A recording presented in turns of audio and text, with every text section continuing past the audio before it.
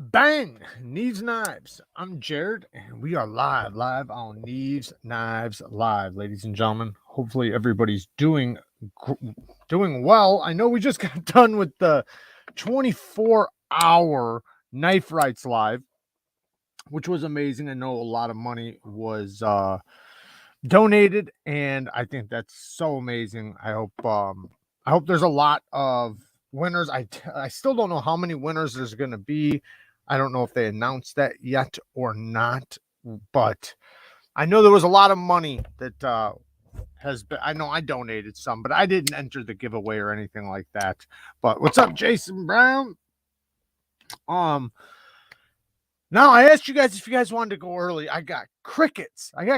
Patrick was the only one. Who said, I double dare you. I triple dog double dare you. Well, we were early. Now we're back on schedule.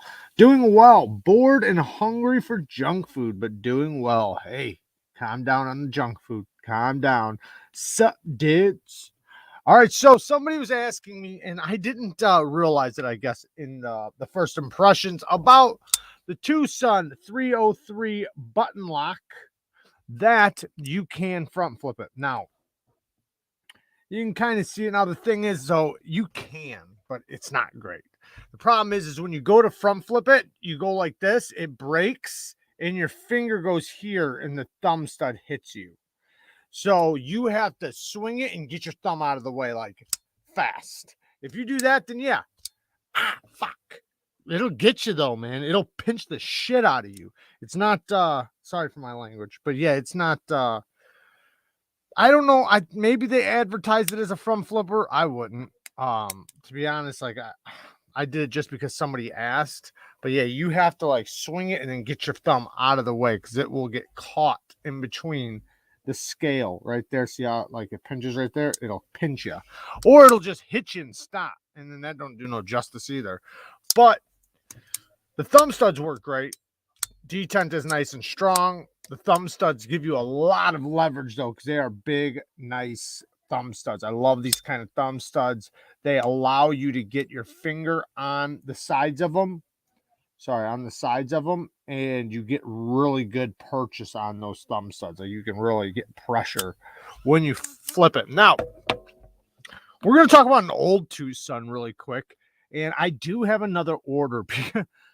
Man, I totally messed up on all my orders this week on knives. So I don't know if you guys watched the video that I just posted on the Fair and Forge Archbishop 3.0, but I explained in there how I thought I had a knife ordered. It was a Wiha knife, and it was one of their nicer knives, and I don't know. I guess I didn't order it. Like, I don't know what happened. Maybe I was at the ordering thing and I pushed it and it didn't go through. I don't know what the hell happened.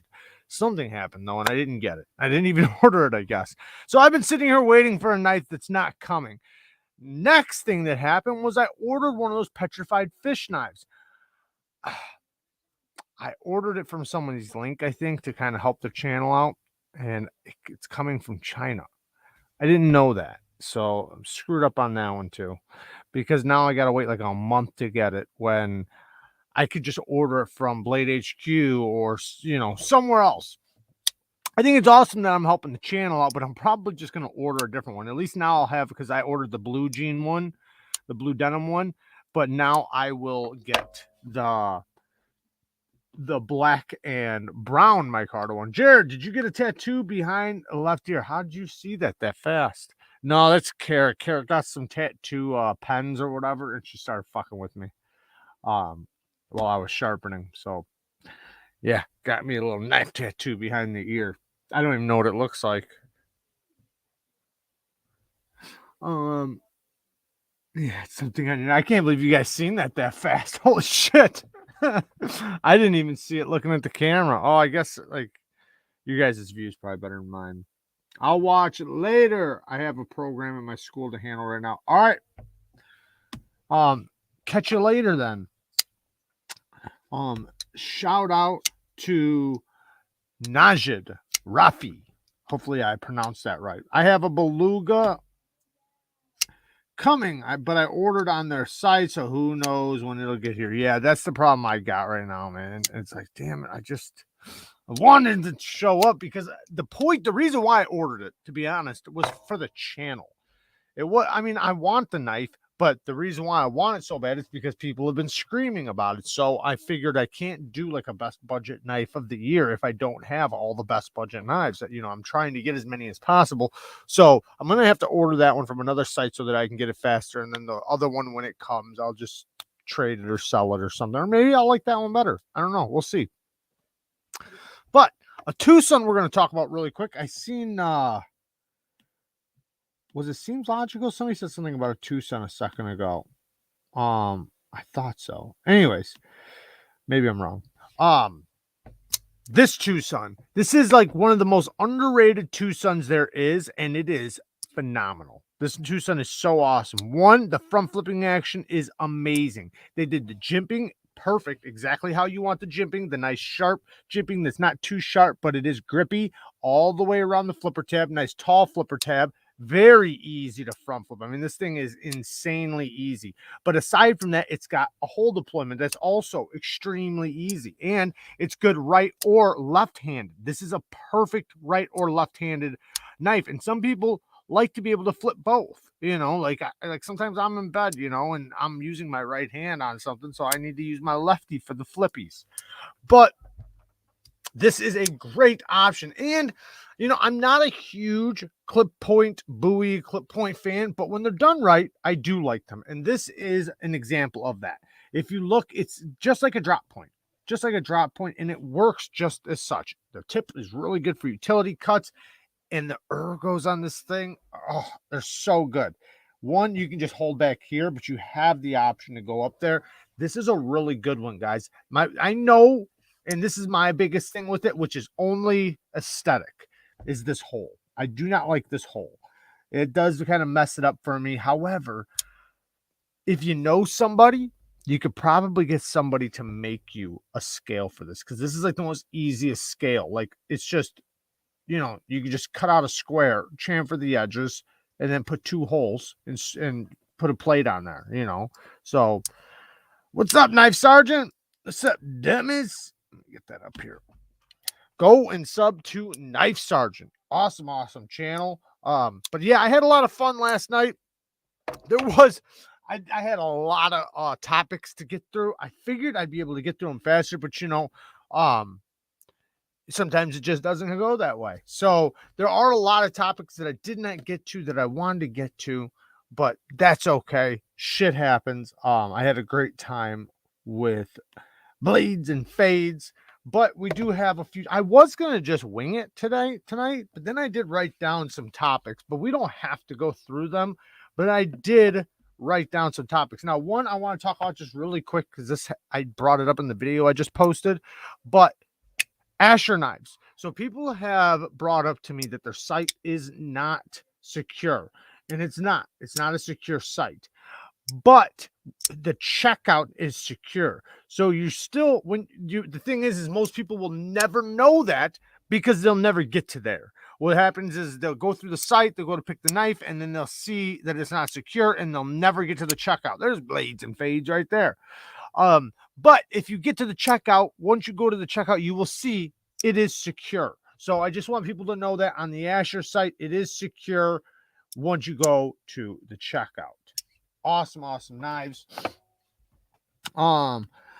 When's the video on the workshop? Okay, I'm late on dropping that. I'm sorry. I apologize. I'm going to try to get that out as soon as possible. I will try to get it out tomorrow or Monday. I have all my clips ready. I have everything ready. I just got to put them together in a video. I'm well prepared to put it up. I just got to do it. Tattoo Tommy, what's up?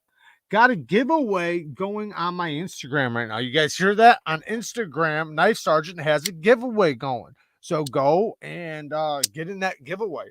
That's awesome. Let me pull this up really quick.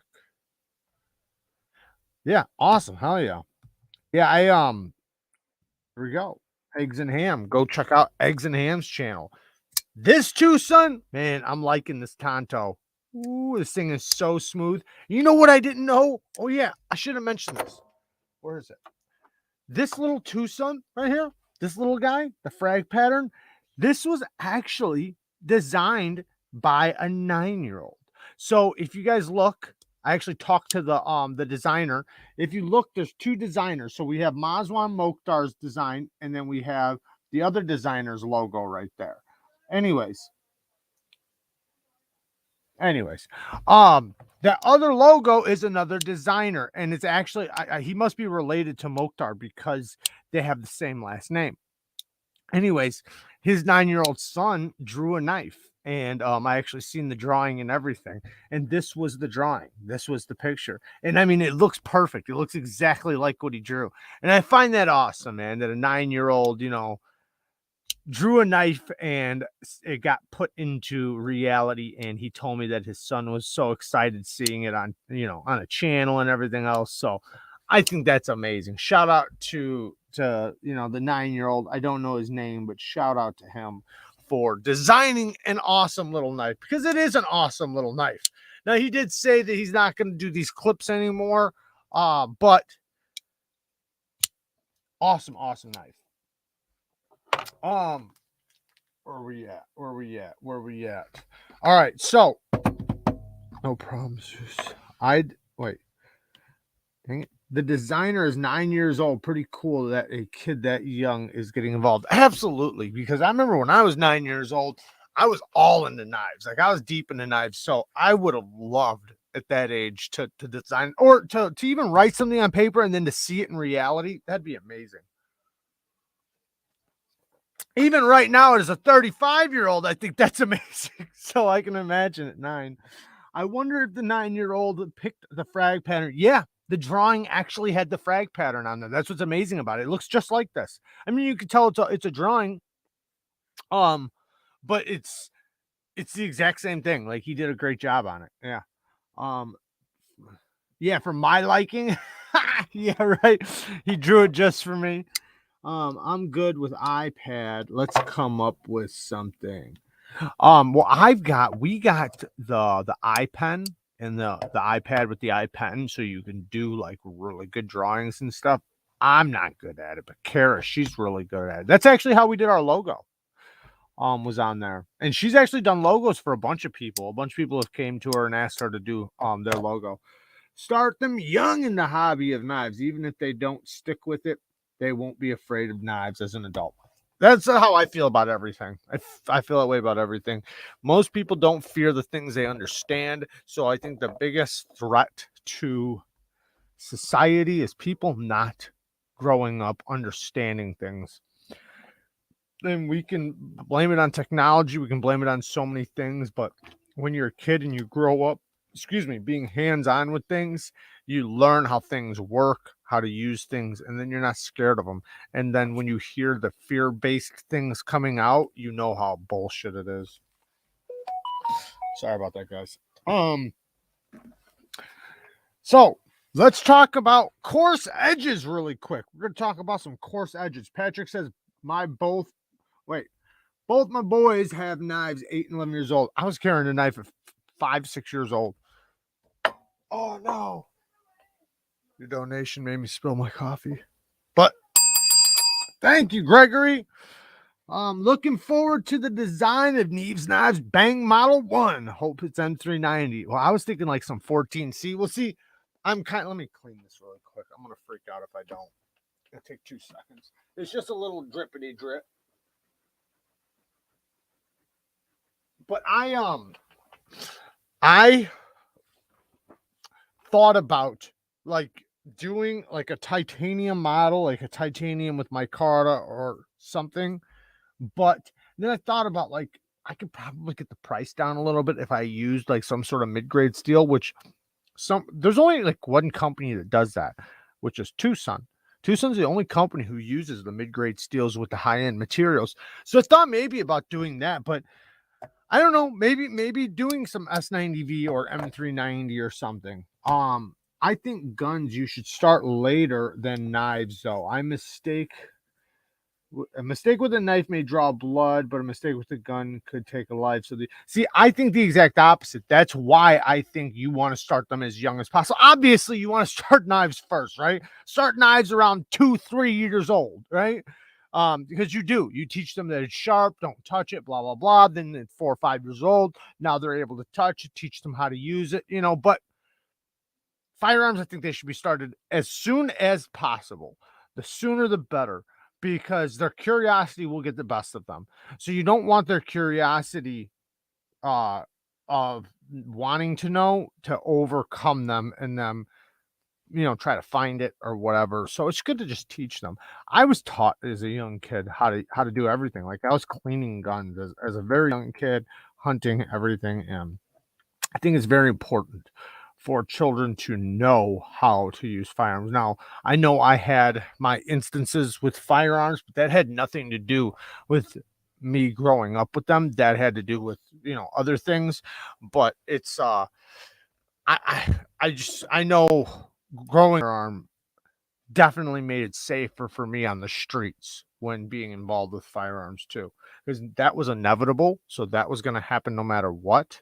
So since I hunted and did all those things, I already knew how to use a firearm. So when I experienced them, I was good with them. So I think Metal Complex is starting his son pretty young around knives. I think his son is about 4 years old and has had his son on at least one of his Knife Guy episodes. I thought it was awesome or wholesome. Yeah, I agree. I think that's amazing. I think that's very important. I know with my kids, they definitely, as early as I can start them, when your kid's ready, right? Some kids are going to start later than others. I don't think there's any set age. I just think, the one thing I don't think you want to do is you be fearful of them not being able to do it. I think that's the most dangerous thing. It's kind of like a kid climbing a tree, right? You're scared the kid's going to fall. The kid's going to fall anyways. Let that kid learn how to climb, because the kid's bravery, and the kids are good at climbing. So I think it's good. Let them do it. Let them fall. Let them get hurt. Obviously, be there to help them, but don't like I seen parents that were so scared they wouldn't even let their kids climb trees because they were just too fearful of letting them fall. And I was thinking, like, man, I was climbing trees like high as hell, like 3 years before that kid, and that kid can't even climb a tree. Like, that's crazy to me. Jared, depends on the child. My 5-year-old puts everything in his mouth,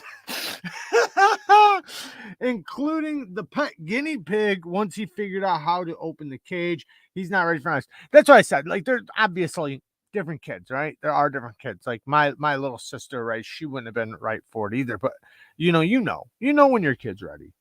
Just don't. I think it's just bad to coddle them.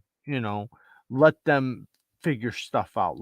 Be there to teach them how to do things rather than take the things away.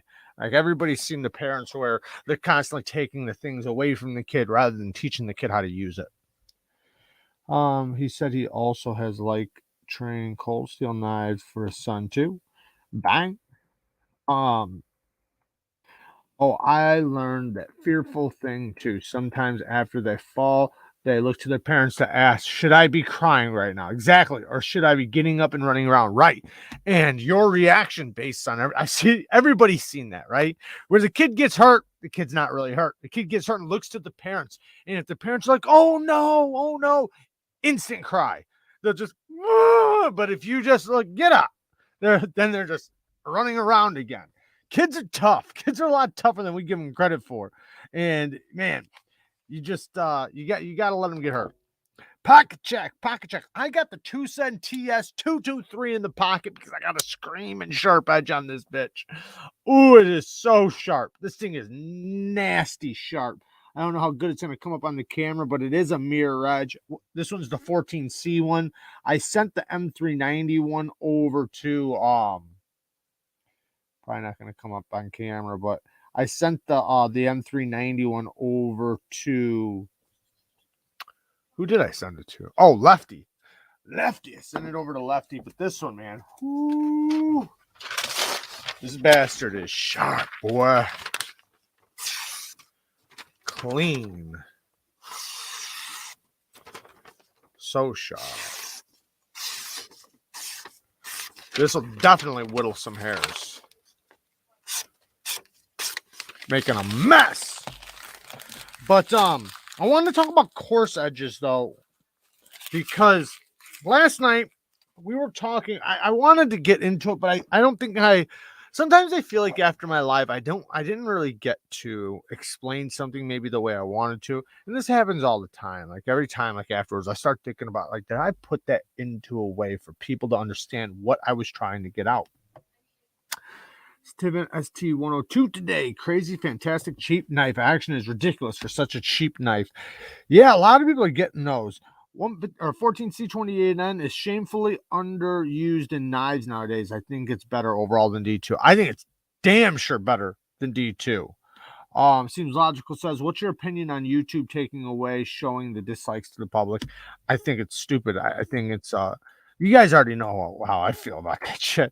I know what they're doing. You know, it has nothing to do with the things that they say. It never is. That's by design. It's just they're just trying to cover up other channels how they don't want people to see the dislike ratio compared to the like ratio on certain people and certain subjects.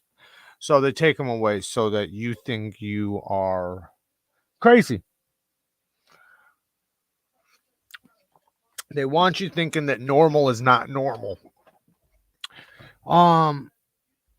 Yes, also don't forget to hit the like button. Now, I know half of you want to hit the dislike button, but YouTube took that away from you.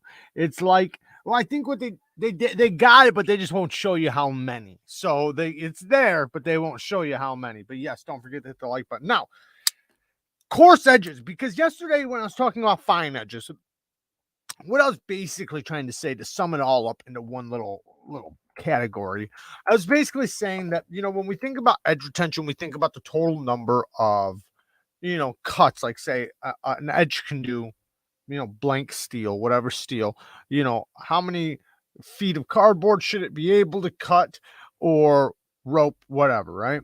And the fine edge is something that I tend to pay attention to sometimes a little bit more, and but not on the results from people's cut tests, but on my personal knives. And what I mean by that is that after I get it sharpened and it's fresh sharpened, you know, you touch it and it's like nice and sticky. Now, not all edges are going to come out that way, and that's okay. Just sometimes the heat treat isn't the best, or sometimes, you know, lots of different variables, right? But you try to get it as good as you can. But let's say whatever, however it came out, you know, as good as it can come out, you have that nice fine edge. Well, then you start using it and you notice that goes away. And then you're down to a working edge. Now, a working edge might not have as much bite as the fine edge, but it's still a good working edge. Like you can still cut things for a long time, and that's the edge that's going to last the longest. The fine edge is going to go away relatively quick. And I know a lot of us will bust out our strops, and we'll talk a little bit about strops here in a minute, but we'll bust out our strops and we'll, you know, tune it up really quick to get that little fine bite back to our edge. But aside from polished edges, because you can have like a 600 grit edge that's a fine 600, like there is a difference between like a coarse 600 grit and a fine 600 grit. Now, what I noticed the most out of that is basically just time on the stone.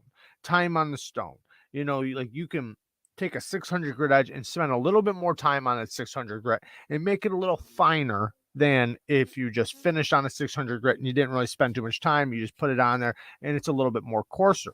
Now, with sharpening, with anybody who's starting out sharpening or learning to sharpen, don't think about a polished edge. Like literally get that out of your brain, get that out of your mind.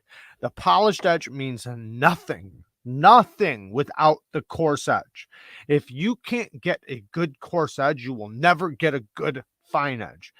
That's just how it works. Like you will never get a great polished edge or a great fine edge unless if you can get a great coarse edge, because that's the foundation of the edge. So you want to erase everything in front of the coarse edge and just work on the coarse edge, because a good coarse edge is an amazing edge. Every day EDC with the super sticker. Thank you, brother. Mic drop. Thank you, man. I appreciate it.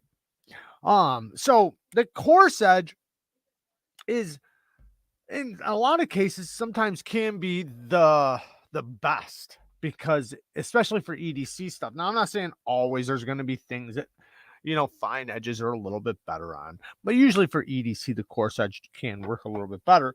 But a good coarse edge, it's still like there's been times where I've had edges where I've laid back the angle so far and have been able to whittle hair on like a 3 to 500 grit edge. That's crazy.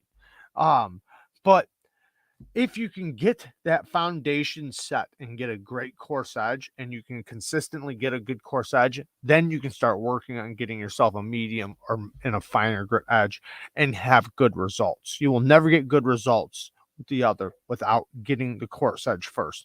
I have to like beat that into people, because when I was starting to sharpen, I didn't even acknowledge that. I'd hear people say that and it'd go right in my ear and right out.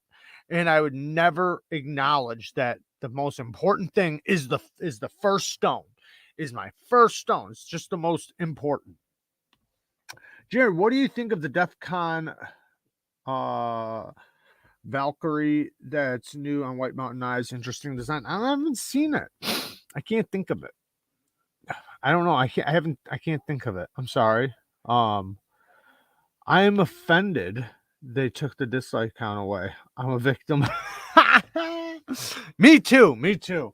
I'm mad because I used to love going on certain channels and seeing the dislike to like ratio. It'd make me laugh. Like, oh my God, they're still trying to spread this BS. These little lights, I talked about these little lights, I don't know, 2 years ago or something, maybe last year. You can get packs of 10 of these. These are just little pen lights. They're not super bright, but they work good. But they are rechargeable. And they come with the charging cord. You can get a whole pack of these, like 10 of these, for like $20. I love these things. I throw them everywhere. Like, I have them in drawers. I have them in my tackle box. I have them just everywhere, right? Because anytime I need a light, bam, I got one.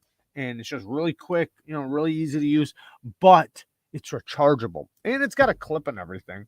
But I think that it was like a pack of 10 was like $10 or 10 or $20. I don't remember. Maybe it was like $20, but really cool. And they're just little pen lights. You can get those. I remember one year I posted them, I think right around Christmas, and a bunch of people got them. Yeah, one of my favorite pastimes in the knife community was disliking Lefty's videos. Now we can't do that. Well, you can, but you just can't. You can't see everybody else's who's done it, but you can still dislike it. You just can't enjoy looking at the number. That's funny. That is funny. Now, next, I was going to talk a little bit about how I was going to do a whole video on this, but I was going to talk a little bit about how I do my convex edges. I don't know if you guys are even interested in that, but here is somebody who was asking about that work sharp video, right? This is, and I got a whole video of a whole bunch of parts, but this little guy is super useful. All this is a little base. It goes right under your clamp. You just put it right under the clamp, and it stops the clamp from going up and down on the Work Sharp precision guided system. I think that this is a must. You should definitely get one of these. This is, I won't use it without it no more, because it stops the clamp from going up and down, and it just works. And it's so easy to flip. When I flip the knife, I just pull the whole thing out and I grab it with the clamp at the same time, flip it over, and then put it back in. 5,000 views with 2 likes. Bang, that sucks. I said Lefty because we all know that's a joke. If I was serious, I would have brought up Wrangle Star. Is that guy still making knife videos or not? I think he is, but I think he moved or something like that. And you know who I seen posted a video today who I haven't seen in a long time? What the hell's his name? Everybody knows who this is. This is how Nuttin' Fancy. Nuttin' Fancy posted the video on the SOG Pentagon. I watched a little bit of it. He's almost up to 1 million followers. He's got like 800 and something thousand followers. It's crazy. Nuttin' Fancy, yeah. See, he already knew. He already knew.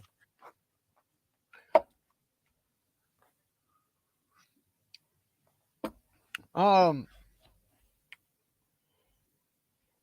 just so you guys know, if you guys are ever wanting to find an angle on your system, if you're going to change stones, most of you should have an angle finder app on your phone.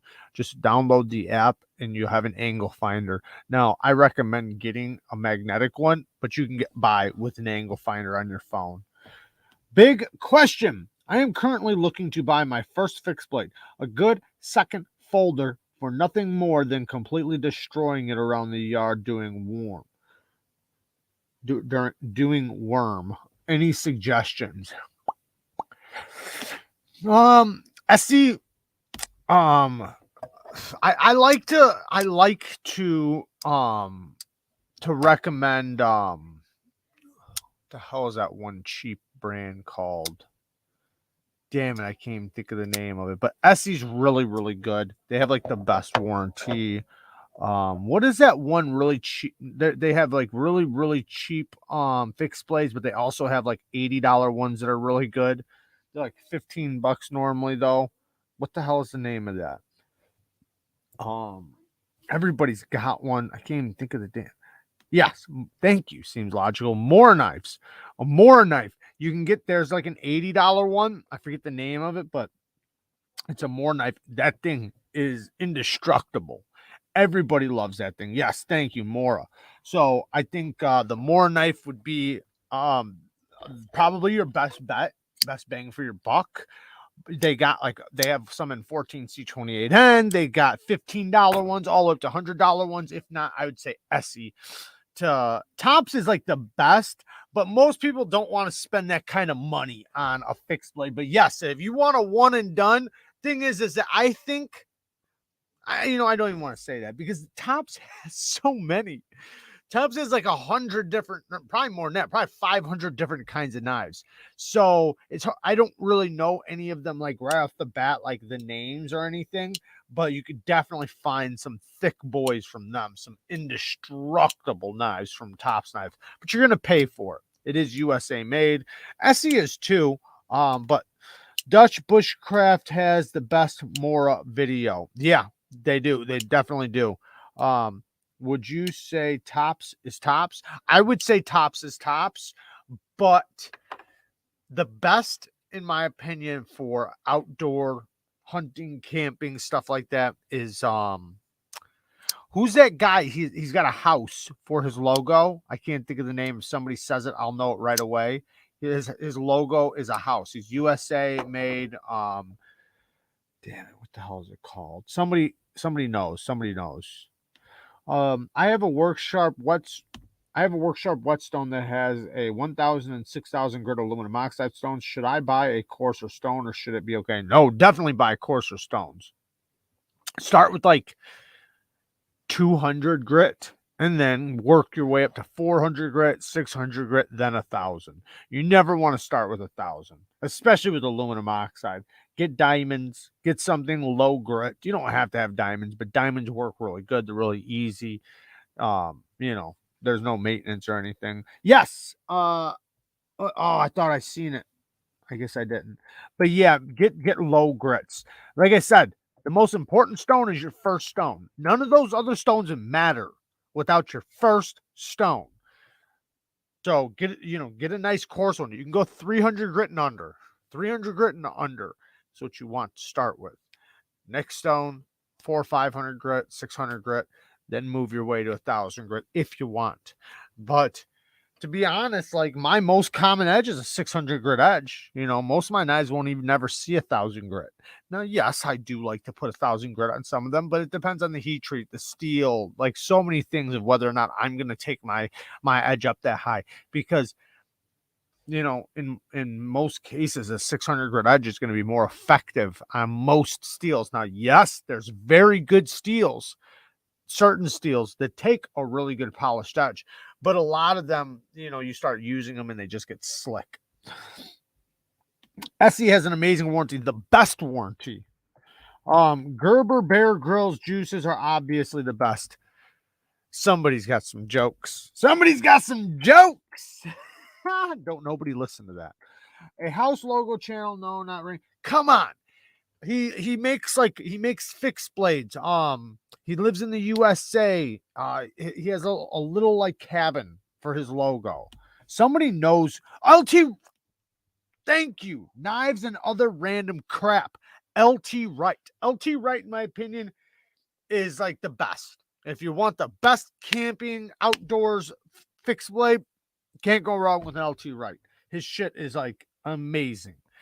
But they're custom, but they're very affordable customs. Like you can get a really good custom, really good heat treat. LT Wright is, yes, Nick, thank you. LT Wright is the shit. But you're gonna pay for it, so it's not gonna be as cheap as an Essie or a Mora. But you get what you pay for, but don't get me wrong. A Mora, especially I forget the name, like I don't know, maybe it's the Condor or something like that. I forget the name of it, but they're $80 to $100 fixed blade they have. That is a badass fixed blade. You don't like if you had a whole bunch of fixed blades and you were going to do something, you're most likely going to grab that fixed blade. That's how good it is. It's just the perfect size, perfect weight, perfect everything. Don't know how autocorrect got juices from knives. Well, I thought you were serious about the Bear Grylls. Essie is supposed to be great, but I have heard a lot of low edge retention. That's kind of big. I've heard that, yeah, some of their heat treats are a little on the softer side on their 3V and stuff like that. I have heard that, but I've also heard a lot of good things. So you never want to take a couple, like, so with any company, there's always the potential of having a softer heat treat. Sometimes it happens. Now, I think sometimes people that take like some older ones they've had and they wind up getting them tested or they do something with them and you wind up finding out that they're soft. But that's not going to, you don't want to put that stamp on the entire company because they've also had lots of people that like just absolutely love them and they have the best warranty. So if you are unhappy with it, they'll take care of it. If you break it, they'll take care of it. Like you could literally snap their blade and they will replace it. So nobody else is going to do that. Oh, it's a Jason. All right, let me catch up. I was worried I would too, so I took a 3-hour nap. Got to take them naps. I took me a little nap. I don't take many naps, but I took me a nap today. Whoo, felt good. Felt real good. Yeah, love Essie's carbon steel. Q1 Fiend owns a Bear Grylls knife. Probably makes you want to drink your own urine. Right, exactly. Dude, the damn designs large Oni is amazing. The grind is so tall, it's a demon. Yeah, I haven't tried any. Well, no, I've tried some of the damn designs, but I haven't tried any of those new budget knives they made. But I did try some of the stuff from earlier in the year. What's your favorite Benchmade you own or ZT if you own either? I only own one ZT, but my favorite Benchmade that I own is my Benchmade Reptilian. Love my Benchmade Reptilian. The sheep's foot to be specific though. I also like my bug out though. I like my buggy. But yeah, the Reptilian is just it's a badass knife. I thought about getting some scales for it, and I still might. I don't know about titanium, but maybe some titanium scales or some carbon fiber or possibly some micarta. I would have just automatically said micarta, but my problem is that they don't have full liners. They have just one little tiny liner that goes down right here, and it's not big. So you want your scales to be nice and reinforced. Like these ones, they're like that plastic stuff, but they're really thick. And if you look inside them, like they're reinforced really nicely. So these are very solid. You see how the backspacer is just one solid piece. This is a really tough knife. But if I got titanium or carbon fiber, it could be even tougher. I like my bug out much more that I put brass scales on it. Yeah, I got the black burlap micarta scales on mine. I love it. Love it. Howdy, folks. What's up, Dave? Dave in the house.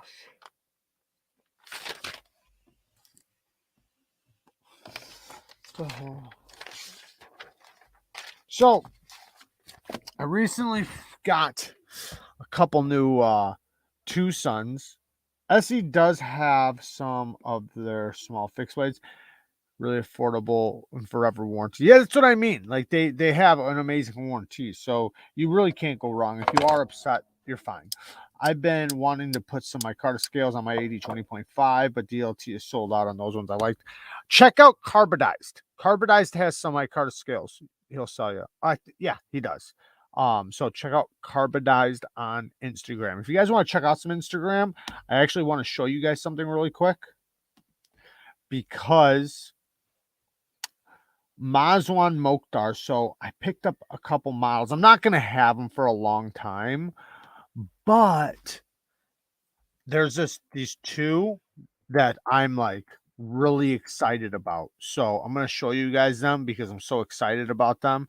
I did make the purchase of them today. Thing is though, is I didn't there's one that I purchased that isn't even out yet. So I'm going to have first dibs on that bitch. First dibs. Let me show you guys. Share screen, Chrome tab, Oswan, share. All right, let me, so if you guys follow me here, so this is one new design he has coming right now that he's got in the works, but it's not done yet. Now, let me show you the one. I got this one. This one just got finished. It is on eBay if you guys want to get this one. The one problem with it, I love the look of this thing. And look, it has a nice big fuller on it. The one problem with it is it's D2. Now, I think they might have possibly ran out a 14C28N. Man, that looks beautiful though, doesn't it? I can't tell if this front flipper works or not. I see the jimping on the top. I don't think so. But I don't care. Like, I don't want a front. I don't think it does. I don't want a front flipper on everything though. But let me show you the one I got. I was able to get, and it's not even out yet. Oh, I wish I could get this one. Check this one out. This thing looks so badass. Look at this thing. Oh man, is it this one?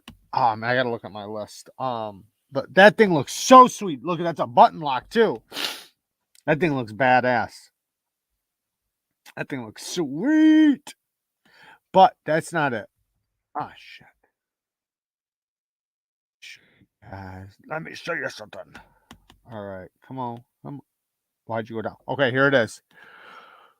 Ooh, I think, yes, I got this one coming. Look at that beautiful knife. Isn't that a beauty? Holy cow, look at this thing. I not with the Timascus. I don't even know what the materials are because I haven't even seen the final thing. I'm not going to tell you guys how I got it, but I got it coming. Holy cow, that thing looks beautiful, doesn't it? Oh, man. I love the look of that one. Let me see. I think I might be able to find another one.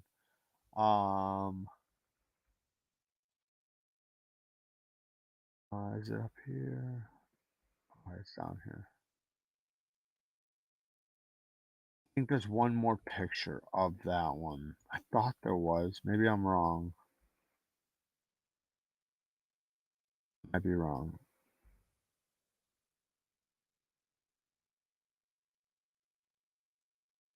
Right here, I think. So this was like the beginning of it, the beginning of them doing it, but the other one is more like the finished results, just not with the Timascus. So that is going to be. I really hope like they're not pulling my chain though. Here's that one that I have coming too, but that's not a final thing. The other one I showed you was the final one. But yeah, I'm really excited about those ones. Like I said, I hope they're not pulling my chain on it. Like, oh yeah, oh yeah.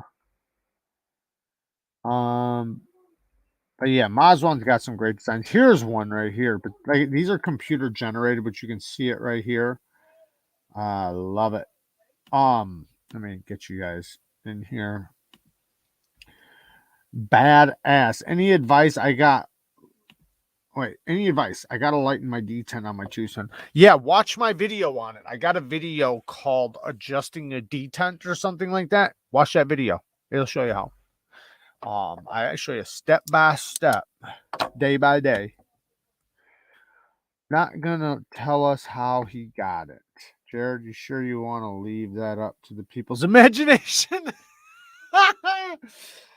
Yeah, I contacted Tucson and seen if it was possible for me to possibly buy Tucson directly from them, because since I have a channel, and make it to where I can skip eBay basically and just buy them outright. Let me just buy them outright, and I'll buy a bunch of them at a time. So it's not like I'm buying one at a time or anything. Like, I'm buying a bunch of them at a time. Like, this order, I just recently got 8, and now I have 6 coming. So, but it makes it to where, like, instead of having one every month show up, I just have a whole bunch at one time show up. But you guys know how it goes, man. It takes so long to get them, and I'm worried right now because we have the Chinese holiday coming up, and that's why I wanted to get them as soon as possible, because I don't want them to come, because once it gets past the first, ain't nothing leaving China. Like, so you have a month, and that, actually more, like, it's like more than a month of nothing coming out of there. So if you have purchases and you make them too late, you won't get them, like, for a couple months. So you want to make sure you get everything before January. I just ordered a Mazwan Design TS186. Will be my first Mazwan knife. Nice. What does the 186 look like? I don't remember.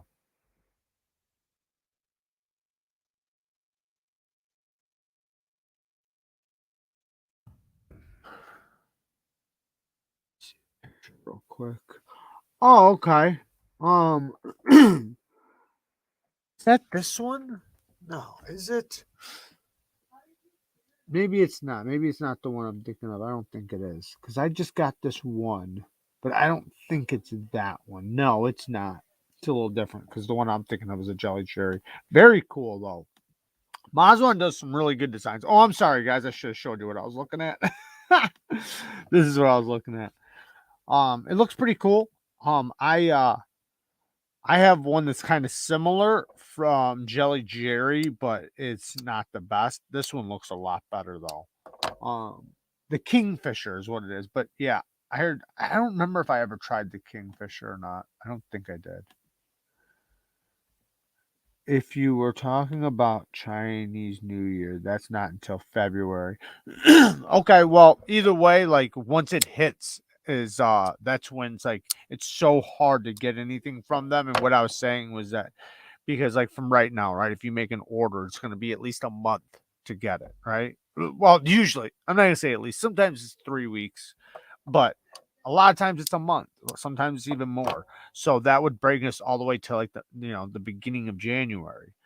So that's why I'm saying, like, you want to get it now before their holiday comes up. I'm not sure exactly the day of their holiday when it starts. I just know it's right around January, February, and I always make sure I try to get all my shit that I want from them before that date. It's not saying you can't order stuff from Amazon and stuff. It's just anything coming directly from China, you're not going to get. Well, of course, I mean, it's a different country, so you know, not a big deal. I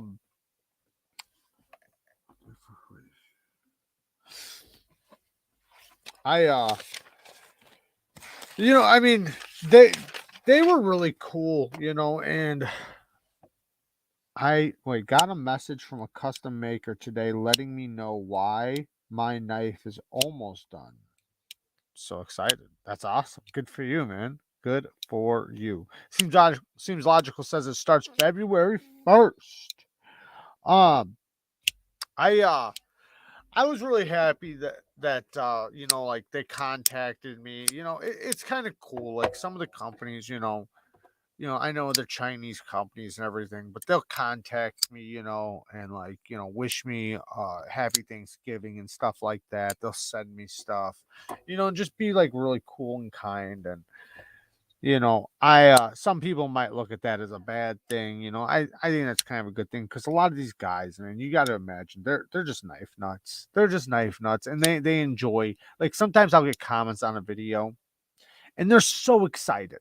Like, you can just tell, you know, when somebody's excited in their comment, and you can tell they were just so excited to see it and see that you liked it and stuff like that. And it's cool, you know, like it's cool that, and I'm not even talking about just China, but just all around the world, like of knife nuts getting together and enjoying the same hobby together. I think that's awesome. That being said, I would love to see, I hate seeing so many things going overseas. I would love to see the US just start dominating. But, you know, probably gonna have to wait for that. My Migaron knives order has been going for 3 weeks, and just the past 3 days is it bouncing around in their mail? Yeah, well, when you do get it, I don't know which one you ordered, but you're gonna love it if you got one of these or one of these. Look at that. Look at how stupid smooth this is. I thought about sending this one to Lefty. Lefty would like this one. This is such an easy front flipper. This one too, man. This is a great way to get an Olamic whippersnapper. It's bigger though. It's not as small as a whippersnapper, but it's a great option that's a lot more affordable than the whippersnapper. I did talk to them and see if they could possibly bring down the price a little bit on some of their titanium models, and they said they would. I told them basically that, listen, you guys haven't been around long enough. People haven't experienced enough of you. I said, you know, your prices aren't bad. Your prices are not bad, but they're competing with some of the companies that already have a strong reputation. You don't want to do that. You want to come and undercut them. And I said, if you come out with amazing knives like this, and they're more affordable than, say, We and React, well, then you have a lot better chance of people experiencing them and realizing, man, these guys are killing it. But if people come out and see that you have the same prices as them, they're automatically going to pick the other company because they're already reliable. You know, they already have a good reputation. I got the Curix. Nice. Bang. What do you think of LC200N is the best steel? No, there's no best steel. There's no such thing as the best steel. There's maybe a best steel for you because that's what you like for your day to day. But there is no best. Like, if you were gonna say, like, what's like, because like LC200N, it's like the best budget steel for stainless, right? But it's not going to outperform other steels. It's going to do really good in corrosive environments, but it's not going to outperform, say, K390. Now, I think it's a great steel. I love LC200N. I think it's an amazing steel, but Vanax is far better than LC200N. Vanax will smoke LC200N for breakfast because it's more corrosion resistance. So you're getting the same corrosion resistance. It's basically not corrosion, or it's basically corrosion proof. Plus, it has really good edge retention, like way, way better edge retention than LC200N. So, you know, if you were going to really like LC200N, then Vanax would be your ultimate steel. The best against the best to see who's the best of the best. Exactly. LC200N, if you're living under the sea, I'd go with others and the land dwellers personally. See, like, you got to pick your battle, right? You got to pick your battle. Do you want, because when we're talking about high carbide steels, right? You can get a high carbide steel, but you are going to lose toughness. Now, we've got some amazing metallurgists that have made some amazingly tough steels with high performance edge retention. But when we're usually when we're talking about steels, when the edge retention goes up, the toughness goes down. Now, like I said, because we're able to take carbides and make them in a powdered version, basically, and make the carbides smaller, so therefore we can get basically a stronger bonded steel and stuff like that, so we can get a stronger, tougher steel. But some people want toughness. Some people want high edge retention. See, I think for the most part, remember, I'm saying for the most part, when we're talking about EDC, not outdoors, not camping, nothing like that. EDC, everyday carry. I think edge retention is the most important. Now, whether or not corrosion resistance is important to you, that's on your environment. But edge retention, I think, is something you're going to want to look for, because to me, I want a long lasting edge. Now, there is the thing with some high carbide steels, especially if they're not a powdered high carbide steel, if they're just a high carbide steel, that they take a really keen, fine edge, but that really keen, fine edge goes away fast, and their working edge lasts a very long time. Why is that? Well, from my opinion on it, is that the carbides, like I was saying in yesterday's live, they can't fit down at that apex very well with steel and the other stuff in the steel to support it. So since the carbides are down at that, and I'm going like this, saying this is the tip of an edge, right? The carbides can't fit down there without steel surrounding it. So when you start using it, it chips that little tiny, that really fine edge goes away. And now you get down to more steel and the other properties of that steel mixed with the carbides. And now that edge will last a very long time, the working edge. Now, there are some like powdered version high carbide steels that can have their fine edge last a little bit longer than other steels. So, but I think though what we're looking for is the best geometry we can get with the best edge stability and toughness, basically, in the thinnest geometry possible. We want the thinnest geometry because we want it to cut. We not cut easily. Anything can cut, but you know what I mean. We want it to pass through materials very nicely. We want the best performing cutter possible, but we don't want to sacrifice the toughness and edge retention to get it. So with thinning it out, right? The thinner it gets, the more brittle it gets, the weaker it gets. So we want the structure of the steel to be really, really good. And obviously the heat treatment on it really, really good, so that we can not only get the best blade geometry to cut, but the best edge geometry and long lasting edge, the most stable edge we could get. Now, for a lot of people, they're not going to run into problems with edge stability because they're not doing things like that. They're not taking wood and grinding their edge into it. They're not hitting staples. They're not smacking it on stuff. So they don't really ever worry about that too much. They mostly just worry about losing their fine edge and restropping and restropping and restropping. Hey, Seedful. Todd. Thank you, bud. Oh, where'd it go? There we go. Bang! What angle edge for what steel?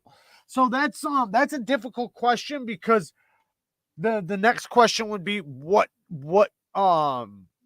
knife, because there's different thicknesses. So like depending on how thin it is behind the edge versus how thick it is, and then also there's always variables. You can always throw in a variable. Like you could say for whatever steel, right? That this would be the best. However, but then you find out that, oh, well, the heat treat wasn't done very well, or, wherever that steel came from, they didn't do a very good job on it, the makeup of the steel. So it doesn't do how good this other one does, right? So there always is factors, but if you want to just simplify it, I always say 17 degrees is a great edge. Now, that's not always. In a lot of cases, you want to do 20 degrees. 20 degrees is going to be a great edge for most knives. However, there's going to be times where you want to, because, with lowering the angle a little bit, your edge retention goes up too if you're not hitting things, but it gets more fragile. So, going down to, like I always say, 17 to 20 degrees. That's a good, happy medium place. Now, going down to 15 degrees, that's amazing. You're going to get some real high performance cutting action, but it will be fragile. It's not going to have no toughness, especially if we're talking about high carbide steels. High carbide steels, they will definitely be fragile. So know the steel, you might be able to get away with that with certain, like 14C28N. You can lay back the edge really fine on 14C28N. So you can get away with 15-degree angles on 14C because it's a little bit tougher. And the carbides, yes, it has a good carbide volume in it, but it's not like K390 or something or S90V. It's not just like it doesn't have like massive full of carbide. So you have the ability, because the carbides have that structure around them, so you can lay back the angle a little bit. But if you're talking about like S90V, K390, Maximum, you lay those edges back really far, they're going to chip. They're going to chip. There's nothing bonding the carbides to, into that far laid back apex. Like I was kind of saying yesterday,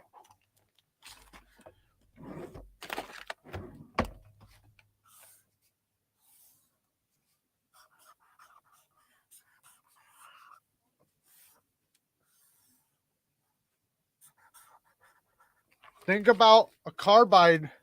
Think about like this. The carbide's too big to get down to that apex. This is the edge. It's too big to get down to that little tip of that edge, right? And then if it does, like on this side where you sharpened it with diamonds and now this is the carbide, right? It has nothing around it. There's no steel around it. It's all carbide, which carbide is very brittle. So that's why we want the carbides. We want a lot of carbides, but we don't want them. We want them finer. Like that's why powdered steels are tougher. That's why powdered steels can be tough. That's not the only reason. I'm just saying powdered steels with high carbide volume they're a little tougher than if they weren't powdered.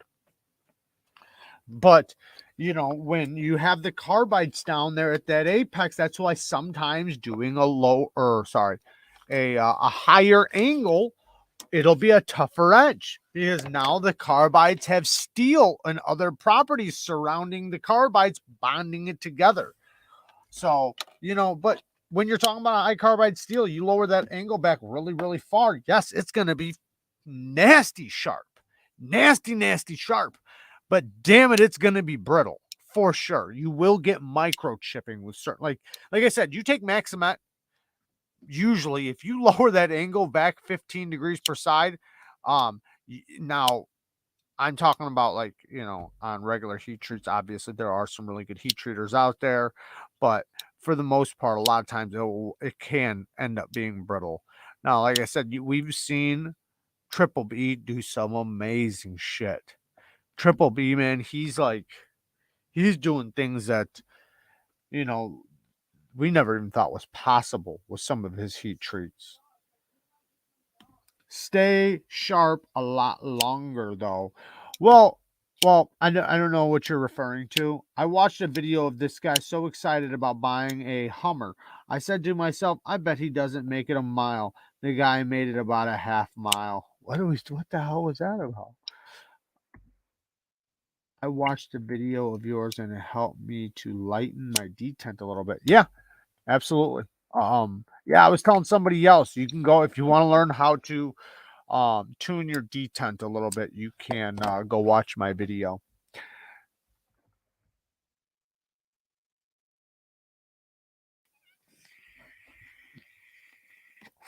What's up, Russ? Did an OS 8 at 15 degrees edge lasted for about an hour. Well, like I said, heat treat is going to be a big, big factor. It's going to be a huge factor. So, and then what you're cutting is a factor too. There's so many variables. That's why there is no one answer, right? There's no one answer. There's always going to be variables. What are you cutting? What knife is it? How thick is it behind the edge? How thick is the grind? What's the geometry like? Who heat treated it? Is the steel done correctly? I mean, there's just so many factors.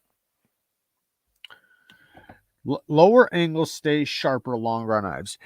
They have no. See, this is like a little bit of a misconception. They have better edge retention, but they are more fragile.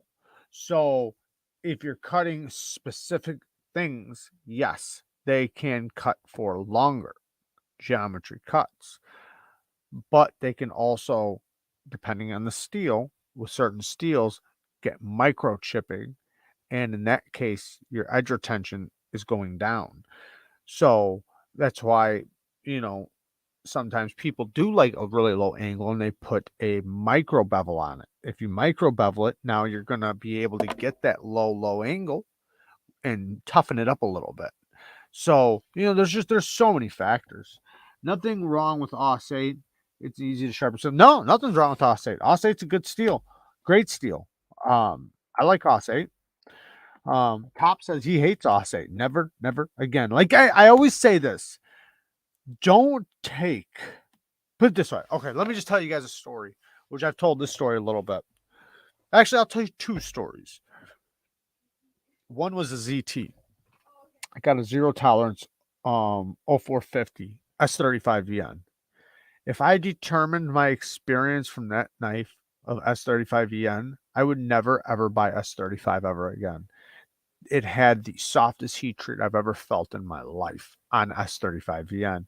I mean, I'm talking about horrifyingly soft. Like I couldn't even get a sharp edge on it. Every time I would sharpen it up and it would get, my edge would get keen, it'd break off. It's so soft, it wasn't stable enough to hold a keen edge. Now, I have 100 other knives with S35VN that take a nasty sharp edge, especially around 600 grit. I always say I like to put my S35VN in a medium grit. Finer grits, they tend to slicken up after you start using them. Yes, they can take a very keen edge. I just don't find they keep it for very long. But anyways, that's not the subject.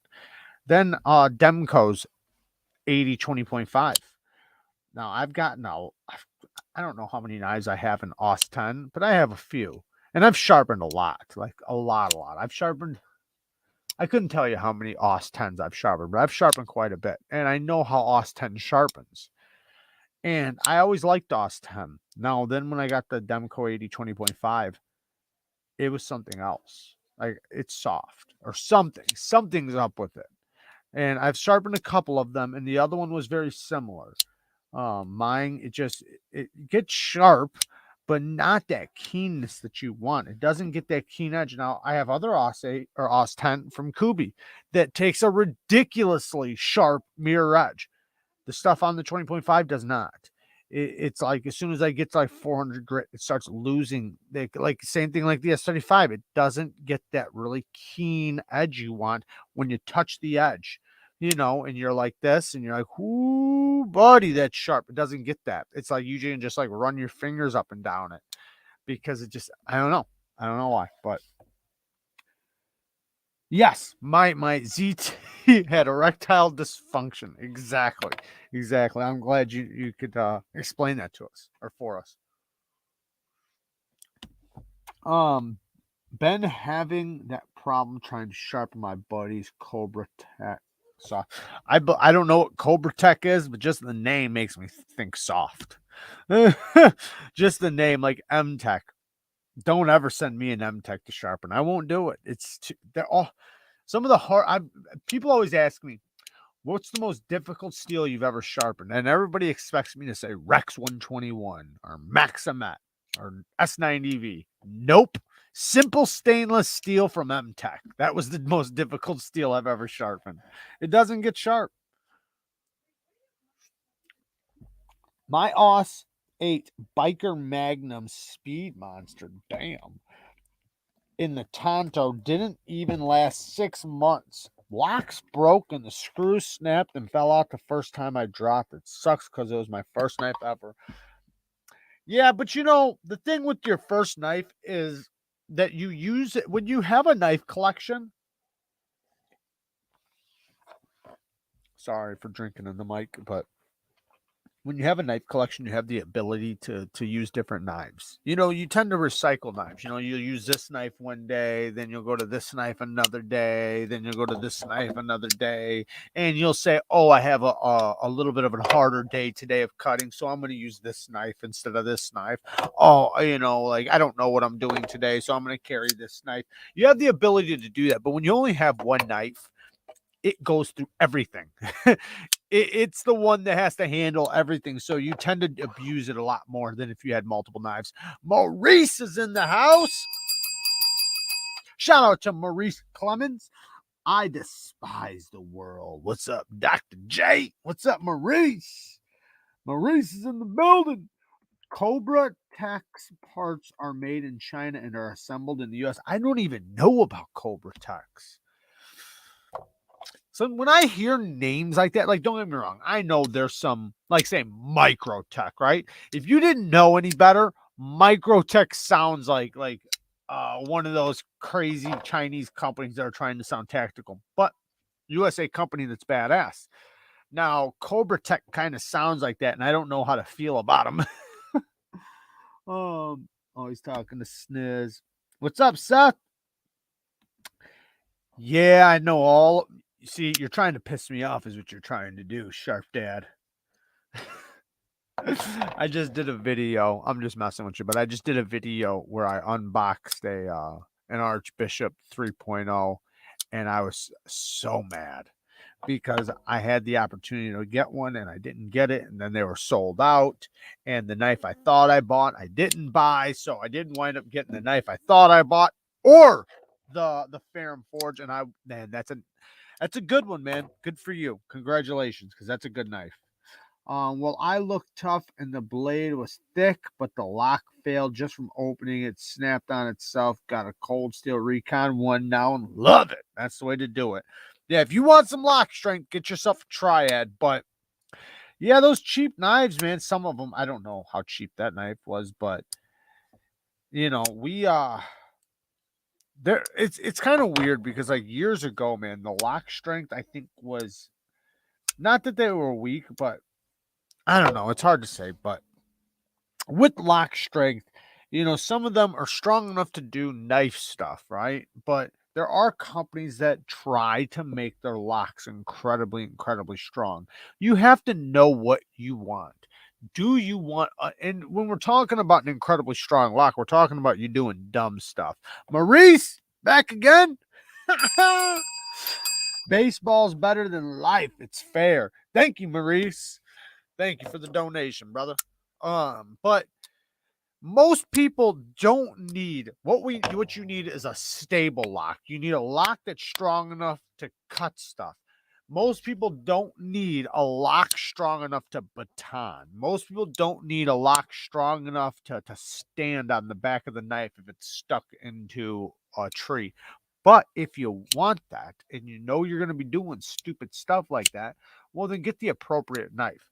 Otherwise, if you just want a good stable lock that's going to be very tough, very solid, very strong, well, then, you know, just get yourself I don't want to say recommended, but from a company that you know is good, you know. Triad locks works for everything, right? If you want strength, but with strength, usually, not always. I know the shark lock, but usually with strength comes slower action. So if you want that type of action, then you know you're gonna have to deal with a little bit lesser strength locks. But the Access lock is like the third strongest lock in the world. The Access lock is an incredibly strong locking system.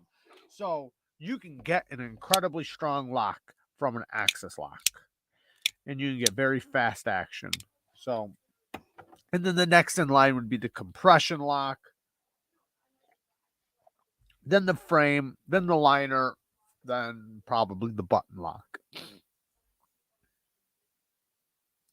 Yes, there are always exceptions to every rule. Exactly. Rules were made to be broken on these knives.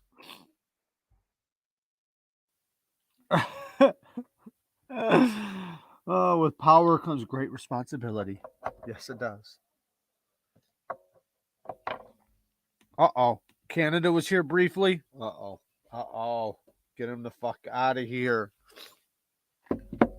We're gonna put some compound on this strop really quick. Look at that old chunk. That's a big old chunk of compound right there. Got the old leather out. It's a nice little dash on there. Not too much. It's a little dashity dash. Bang. Put this back. This is some aluminum oxide from, I got this from sharpeningsupplies.com. Fine honing compounds, some good stuff. I really like this stuff. For the green compound, this has been my favorite. What micron is it? I'm guessing it's about 3 to 6 micron. I know on the site, I believe it says the micron. I don't see it on here, but it's usually between 3 and 6. Anyways, 6 ounces of it. But yeah, that will keep your edge real nice like.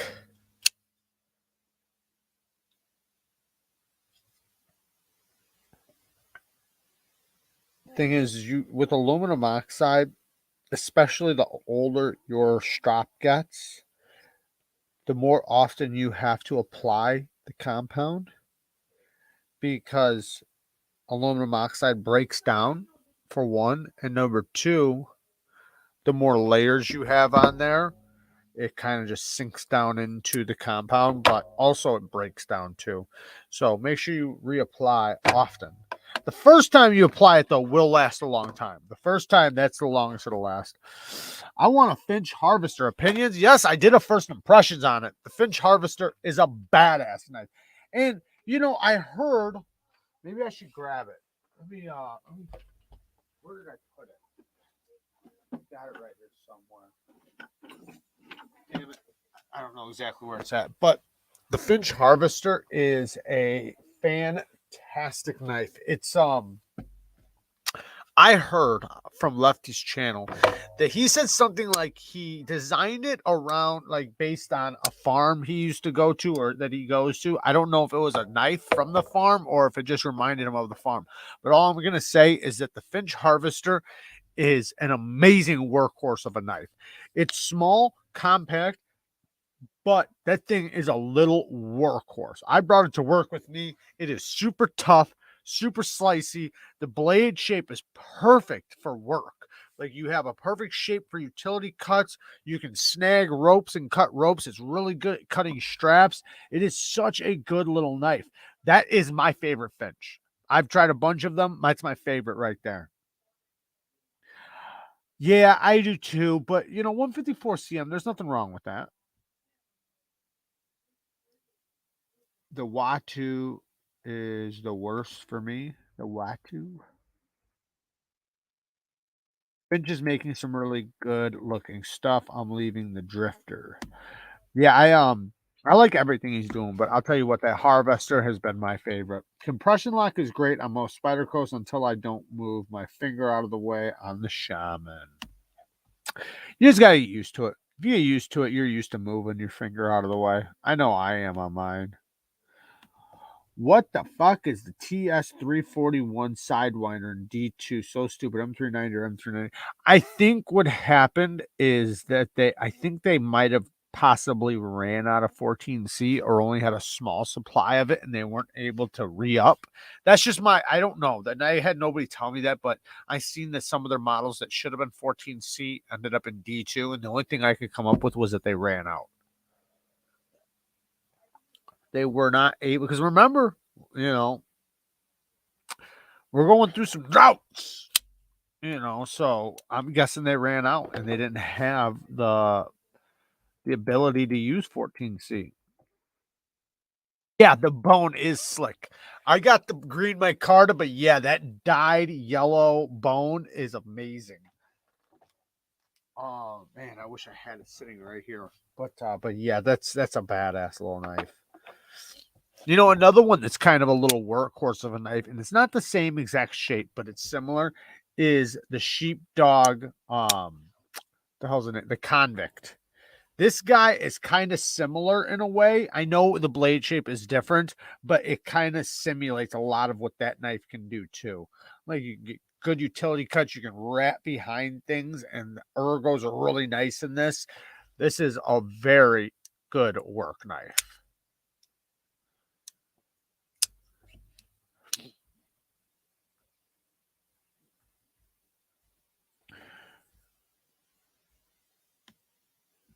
Jared loves his convict. Yeah, he loves his convict. Everyone hit that like button. Yes, thank you. Thank you. I appreciate that. I got some links I can use. Got some links I can use to get one. To get which one? If you're talking about for the Finch, I do not have links for the Finch, but I can give you links for something else. What are you trying to get?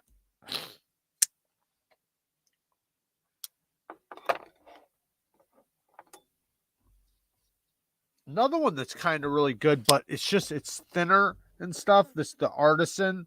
This guy's pretty good. I wish they would have did the jimping all the way up and around. Why would you stop the jimping? I don't get that on front flippers, and it's starting to piss me off because we're in 2021. How are you messing up front flippers? Like, it doesn't make any sense. It's a front flipper. The top of it should be grippy. Like, imagine jimping on your flipper tab and it having a slick end to it. That'd be dumb. Like, every foot, I mean, I don't know, maybe some have it. I can't think of any. Most flippers have jimping on the area you're going to flip it at. Same thing should go for a front flipper. They should not make this slick right there, because then you go to flip it and you're like, then you gotta go all the way down here in the front, and you can't even do it then. And this is a great front flipper. That's what's crazy. This is a really good front flipper. I could front flip this for days, but I just wish it was better with that. Very thin though, very slim. It is slim. Good ergos though for such a slim knife. Jared DeRay wanted you to rank 14C, 154, and N690. Well, me personally, I'm putting 14C 28M first, 154 CM second, and N690 third. That's how I would rank it. A lot of people would rank 154 CM first, and then 14C, and then N690. But me personally, I like the 14C and takes a better edge. So 154 CM takes a very sharp edge. Don't get me wrong, but for a finer, keener edge, 14C takes a better one. So I personally like the 14C a little bit better for that reason. I can't replace the lies that let 1,000 days ago. Thank you, Maurice. I can't replace the lies that let 1,000 days go. I appreciate the donation, Maurice. I want a Rambo knife. Big Perm wants a Rambo knife. All right. Hey, get yourself a Rambo. The Megadeth. What's up, 1911? Tornado of Souls. What are you guys talking about? Someone sell their Redemption. Ooh, I had one not that long ago, Spanky. You must not have showed up for that one because I had one for sale. Nobody bit, though. Nobody bit. Don't forget to hit that like button, guys. 1/3 of you haven't made that important to click yet. Yes, guys, please stop for 1 second. Look at the like button. Just look at it. You don't have to touch it yet. Don't touch it yet. Just look at it. You guys see where it's at? You guys have located it, right? There's only 85 of them, and there's 103 people watching. So that means there's some people that have not touched that like button. Don't be scared of it. Give it a little rub it. Just rub it a little bit until it gets dark.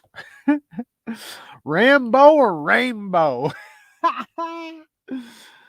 Matisfaction. I check cranes daily because I hear the whole family is coming soon. All right, knife topic. Let's talk some knife topics. Somebody bring up a knife topic. Otherwise, I'm going to have to. And it's going to be convex edges. So bring up a knife topic. Jared Maurice put Megadeth lyrics in his. Is that what that was? Megadeth's okay. I don't listen to enough Megadeth, so 15 people that don't enjoy their kneecaps. Exactly. 15 people do not like knives or their kneecaps. We're gonna have to show up later and go show them how to use that that like button. Show up at your houses later on. What company is gonna dominate 2022? Ooh, good question. What company is gonna dominate 2022? To be honest, I always think it's gonna be we, and I always think it's gonna be. So if we're talking about high-end knives or the best of the best, Riyadh again. Riyadh always dominates. However, I do think that we has the chances of stepping it up and doing a lot better. Now, if we're talking about all the other companies, because we already know it's Riyadh and then we and then everybody else, right? However, we've had a few companies stepping it up. Like Kubi. Kubi's been stepping it up with their high end and their budget knives. And I think they possibly got best budget knife of the year. It's very possible. I mean, it's very hard for me to flick some of their knives and then flick some of the other budget knives and say that they didn't win it just because of their detent and their action. Now, that being said, same thing with Kaiser, man. Kaiser murdered it.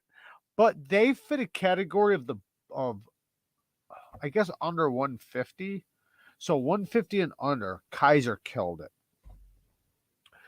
But if we're going to talk about 2022, I think Kaiser is going to keep going. I don't think they're stopping. I think they are going to come out. I think we thought they came out in 2021. I think in 2022, they're really going to come out swinging. Best Tech, yeah, Best Tech is creeping up there too. They're trying to take some of that OEM work, ain't they? They are, but they just can't get them detents down. Don't get me wrong, they have good detents. I'm just saying, compared to Riyadh is so consistent. That's why Riyadh does so good. They're just so consistently perfect with so many things. Best Tech could creep in hard though. Yeah, absolutely. Yeah, I was happy to see them using a little bit 14C28N. I'm hoping. See, usually they take knives, they do it in D2 first. If they see that it's popular, and this is the hard thing for them to understand, I think. They think that if they make it D2, make it cheap option, and if it does really well, then they'll make it an S30V or OS10 or whatever. But if it doesn't, then they don't. But they don't realize you missed a lot of sales just by using D2. If you're going to do that, just do OS10, because if you have a lot of OS10 and you can get it just as cheap as D2, then you can really find out what that number is going to be, because you're going to have so many people that will not buy the knife because of D2. Even though D2 is a good steel, it's just a lot of people cannot stand the corrosion. They need corrosion resistance, and D2 doesn't have it. I think Riyadh is too backed up with work. I would say possibly Reich, since they've always had amazing quality, but I will give more exposure. But we'll get more exposure because of Microtech. Yeah, that is so true. And I didn't even put that into consideration because Microtech is going to start working with Reich. You might be right. You might actually be right, because Riyadh is backed up. That is a fact. Riyadh is backed up. But that also means, since they're backed up, that means they have a lot of really good shit coming, right? If Riyadh is backed up, they got a ton of good stuff coming. But the fact that as far as I know, Microtech only has one knife coming through Reich. As far as I know. Maybe I just don't know enough. Jared needs to be a Knife Co. CEO. Say goodbye to bad plunge grinds, twills, bad jimping, lack bar axis, and T6s. Vote him in. If I had the ability to run a knife operation or knife designs or anything like that, they would totally be like the best knives ever. as long as I didn't have anything to do with the heat treat or like, you know, that stuff. If I just had like the ability, and I know everybody thinks this about themselves, but hey, think the best about yourself, right? But I think if I had the ability to say what type of this, what kind of that that they should do, oh man, they'd kill it. The companies would fucking kill it. Logical. If we want React quality, we can get it for 300, not 700 because of a logo. Jared is good, but nobody can say Bear Grylls at this point. 2022 is going to be the year of the rainbow dye mermaid knife. That's my prediction. They'll be in every gas station this coming year. Kubi 322. Okay, so I did ask them about that. 322 and tie scales M39 would be sweet. So I talked to them and I said, hey man, I said, if you guys did the 322 or the, what is the one? The 331? The other one, the one that looks like a Ferrum Forge knife. I said, man, if you did one of those in a titanium model, ooh, I said, I should definitely do that. I don't think they're gonna, but I did tell them they should. We'll see if they take the 331. Yeah, the 331 and then the 322, this one. Thank you, Brandon. Yeah. Oh, they'd kill it. They'd kill it. This one wouldn't be a bad option either. The 321. This one would be a good one too. But this is another, this is done by CM Knives, so that would be up to them. But this is a Kubi design. So since it's an actual Kubi design, Kubi has the ability to make these. And I would love to see it titanium with a titanium liner. But I don't think they've ever done a titanium liner lock, at least as far as I know. I know they've done bolster locks, but I don't think they've ever done a titanium liner.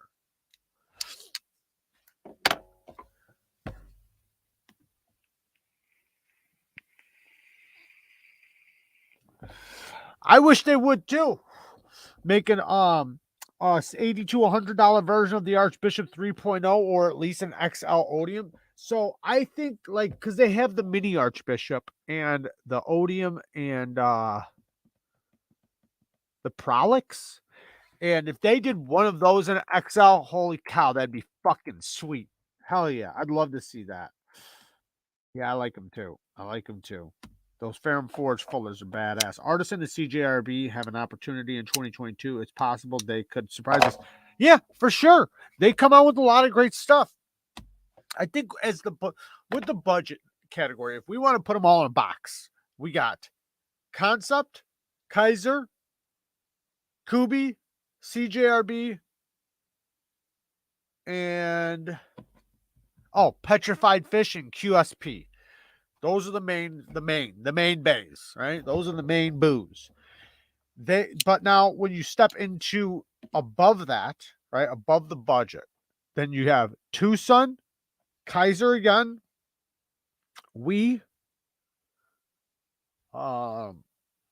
Concept. Did I say Kubi? Kubi and a QSP too, but I haven't tried any of their high-end knives, so I can't speak on how good they are. But that's basically it. And then above that, then you get the, you know, the Reacts, the CKF custom knife factories and shit like that. Rake has that 801 coming in tie. I think that's a badass prospect. Yeah, I hope they do it. I talked them into it. They sounded like they're gonna do it. Richie B's in the house. What's up, knife modders? Shout out to Richie B and Lindy Lou. Definitely get your knife modding done. Knife modifications done by Richie B and Lindy Lou. They are the best in the business. Hit them up on Knife Modders on Instagram. Best sharpener for someone who has never sharpened. Enjoy your content. Best sharpener for some. Oh, yeah. Thank you for the 5 bones. Workshop Precision Guided Sharpener. It's only, you can get the base system for like $50. You can get the other one for like 80, $100 or something like that. But there are a lot of options for you to get attachments. And yeah, that's what I would say. There are a bunch of janky systems out there for 30, $40. I wouldn't get them. I just get the workshop. It's super easy. You don't even have to think about it. You just clip it together, go to town, start sharpening. Now, It doesn't give you the best quality edges without the attachments, but you'll get a great edge. You will still get a phenomenal edge just the way it comes. Now, if you spend a few extra bucks and get little attachments like this, then, which I have a video coming here in a day or two, then you will take that system and turn it basically into like KME level work. So get the fuck out of here. I seen a thing the other day. Oh man, I wanted to just like destroy my phone when I seen it. Not really, but I was on my phone. It was on Instagram, and it was this new pull-through sharpener. It was so bad, and they were saying this is the best sharpener on the market. And I'm thinking, like, you just destroyed your edge. You literally just destroyed, because like they're pulling it through. And I'm thinking, like, oh God, why? Why would you tell people that's a good thing to do? Like, you are wrecking your edge. Does it get sharper? Yeah, for 1 second. Like, you just destroyed your edge. Like, all you did was you put a micro bevel on it, a destroyed micro bevel that's not even all the way down the edge. The second they start using it, it's just going to go dull. Then they have to pull it through again and destroy their edge again. Use it a couple times and it's going to go dull. Pull it through again. And every time you do it, you're just destroying your edge more and more and more. Why has Benchmade been so quiet? Nothing new design-wise this fall, winter. I don't know. I'm hoping it's because they have something in the works. Let's just hope. Let's hope. Jared, you know you love the pull-through sharpeners.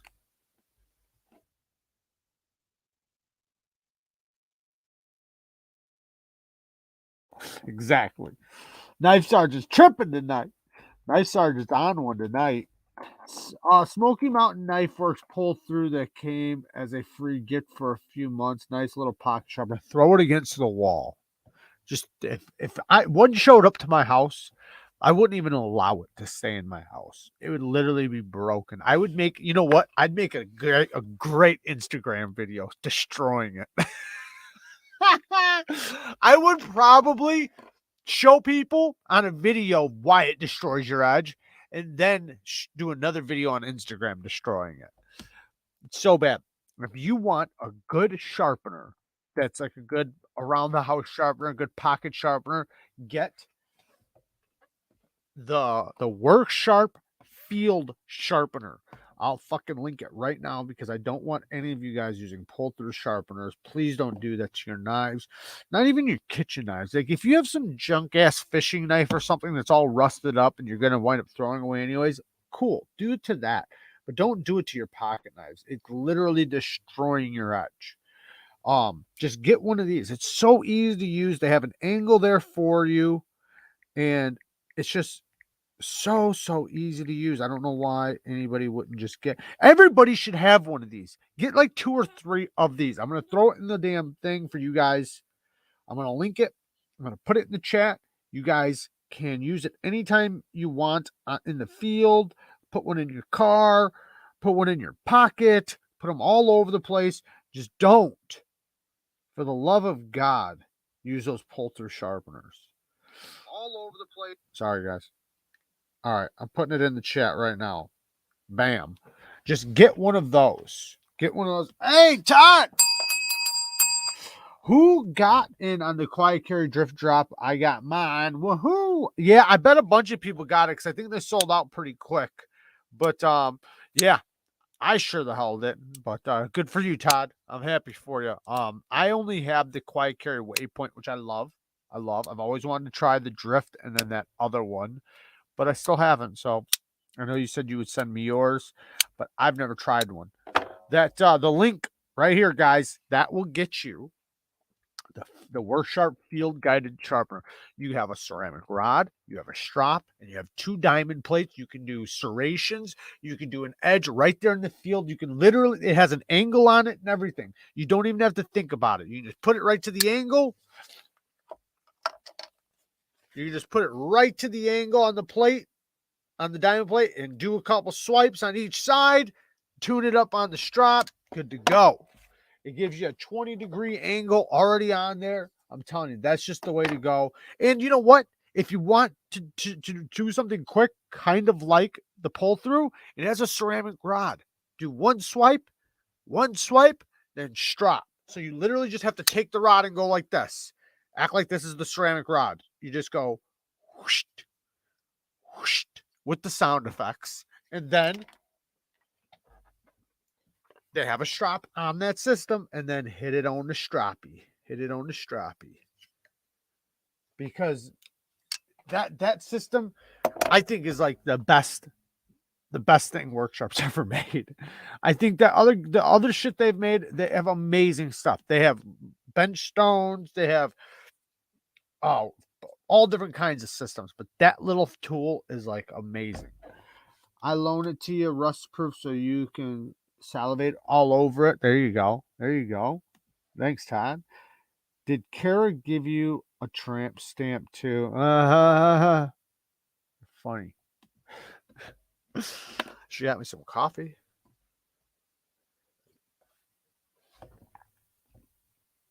Swoosh, swoosh. Can you please repeat the sound effects? So, it's real easy, guys. It's real easy. You know what? I'll do it on this one because I brought a little diamond plate with me. So, if this was the rod, you would just go whoosh, whoosh, and then this would be the strop too, because they have the strop. All of them are, I mean, the diamond plate's about this wide on it, but the strop is the same exact size as this, and then you just strop on it. Ooh, that sounds nasty, doesn't it? I need to sharpen this beast anyways. But yeah, you can just use the diamond plate just like that. And they have the angle already set up for you. Very, very easy. Ooh, I already got that bit sharp. Holy cow, that didn't take much at all.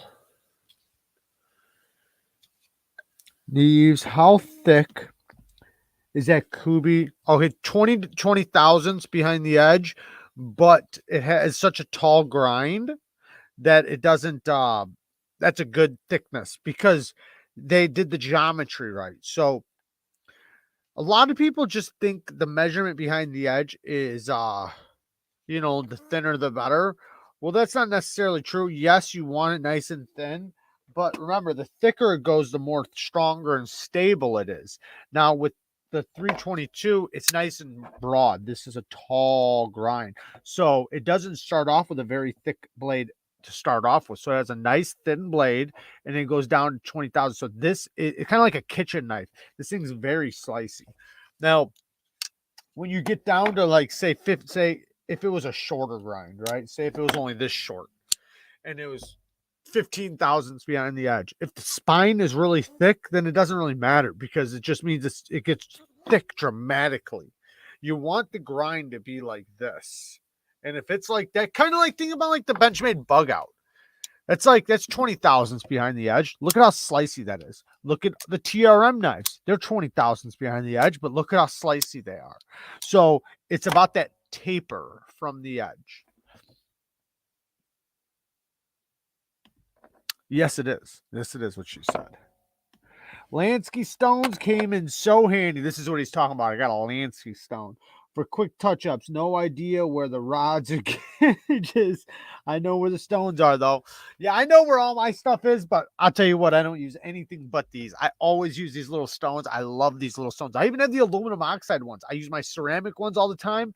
The diamonds and the ceramic the most, but I still use my aluminum oxides. I use them to clean my my resin bonded diamond stones.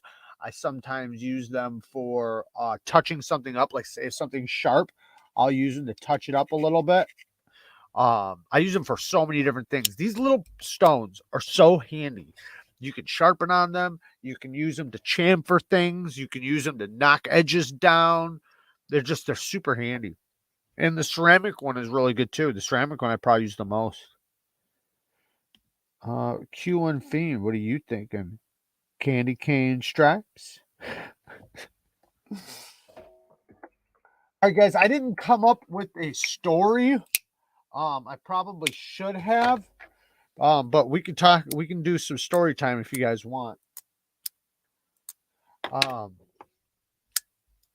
I used to do 17-degree edge with layer of micro bevels, 20, 25, 30, 35, shit held an edge forever and sliced like a motherfucker. Yeah, I agree. When you do, like, so a lot of people do it on 15 degrees, but yeah, 17 degrees too, depending on, other factors. But yeah, if you, especially with certain steels, that micro bevel is going to toughen it up massively if you're going to have problems with it being, with edge stability. So you can put the micro bevel on there. It'll toughen up the very apex of the edge, and then you don't have to worry about that stuff. While it still is very slicey, like, it's a lot of people think that when you add the micro bevel, all of a sudden it's like not as sharp or something. It's like that's not how that works. It's still incredibly sharp. So you're getting the cutting performance plus the toughness. Is it a little maybe less? I don't know. I mean, I feel like sometimes when I add them on there, my edge even gets sharper sometimes, but it does depend. But yeah, I agree. Purifier. Now, I don't think that goes for everything. I think a lot. Sometimes I do want, depending on the steel, I want a nice laid back 17-degree angle, just fresh off the stone. Maybe one hit on the strop, but that's it. But I want that really nice, keen edge without the micro bevel. But when I start using it, if I wind up getting, and I can tell I'm going to get some microchipping, I'll just hurry up and put the micro bevel on there and then go from there. How much pressure do you put on your knives when you strop them? Sometimes I feel like I'm applying a little too. Okay, so you don't want no pressure really. All you want, this is the amount of pressure. This is a great way to explain it. You want as much pressure as it takes for you to hold your angle perfectly. So one, if you have fresh compound, the compound is doing the work. Okay. When you start adding pressure, then that means you must need new compound, because your compound should be doing the work.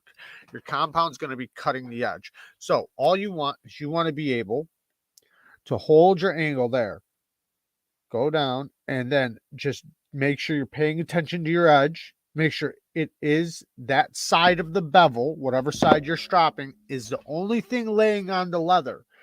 No pressure. Just let the edge glide across very gently. Because the problem is when you put pressure, the leather rolls around the blade. Like if this is the tip of the blade, it goes like this around it, and it'll literally rip the very thing you're trying to put on there off. It'll rip it off. So what you want is you want it nice and gentle, and just nice, hold your apex and let it glide over that, so that the abrasives in the compound are just touching that very tip of your edge, just touching it. And then what it's doing is it's scratching it. It's scratching it, and it's putting little teeth in it. And that's what you want. You want the stropping compound, the abrasives from the compound, to put little tiny, tiny microscopic teeth on your edge. And if you put pressure, you'll rip them off. So you don't want pressure. But my leanings are 3 inches blades, office environment, so nothing super pokey or spooky. The micro bevels were layered, making the edge gradual rounded. Basically creating a convex is what I hear you saying. You don't need much pressure at all, Daniel. Right. No pressure at all. You just want to very gently. And, the more you do it, the better you will get at holding that angle. But a lot of people don't pay attention to it. A lot of people think, oh, you need to hold it lower. Well, if you're holding it lower, like say if this is my angle, but I'm holding it like this, well, then you're putting too much pressure. Because if you're holding your angle perfect, it should be rubbing right there at the apex. It should be literally just hitting that apex or the edge bevel. And the abrasives are just scratching the apex. The apex is the very tip of the edge, the thing you're trying to get sharp. But you want the edge bevel to go to lay on the leather. You want the edge bevel to lay on the leather and drag across the leather while the compound scratches the edge. If that makes sense. Seth, Let me pull it up. Need slicing beater, Kubi, Mizo, or Suncut Honoris. The Kubi Mizo. Which one is the Mizo? Ah, man, their fucking names are all goofy. Very informative. Thanks, Jared, for chat. Oh, no problem, Daniel. Anytime. 10 strokes on the strop total. No need to burnish the edge with more. Right, yeah, you don't. And it does depending on your compound and depending on what you're trying to do. Like if you're just trying, like you've been using your knife and you're just trying to tune your edge up, yeah, 5 to 10 passes per side. That's all you need. Now, if you're fresh off of the stone, it depends on if you ripped your burr off or not. Like there's a lot of variables. If you have a burr on there, you're trying to rip it off, you might have to do a little more. But that's why I like to do burr removal before I get to my leather. I want my leather or my compound to only clean up the edge. I don't want them to do my burr removal. Now, some people do, though. It just depends on how you do it. I usually rip my burr off before I get to the leather. And then my leather only has to clean up little tiny particles on my edge. So I don't need to, go back and forth 100 times. I only need sometimes I only do 2 passes per side off the stone. Like I try my very best not to burnish the edge with my leather. Now, sometimes I'll do more. It depends on the steel, depends on the burr, depends on a lot of things.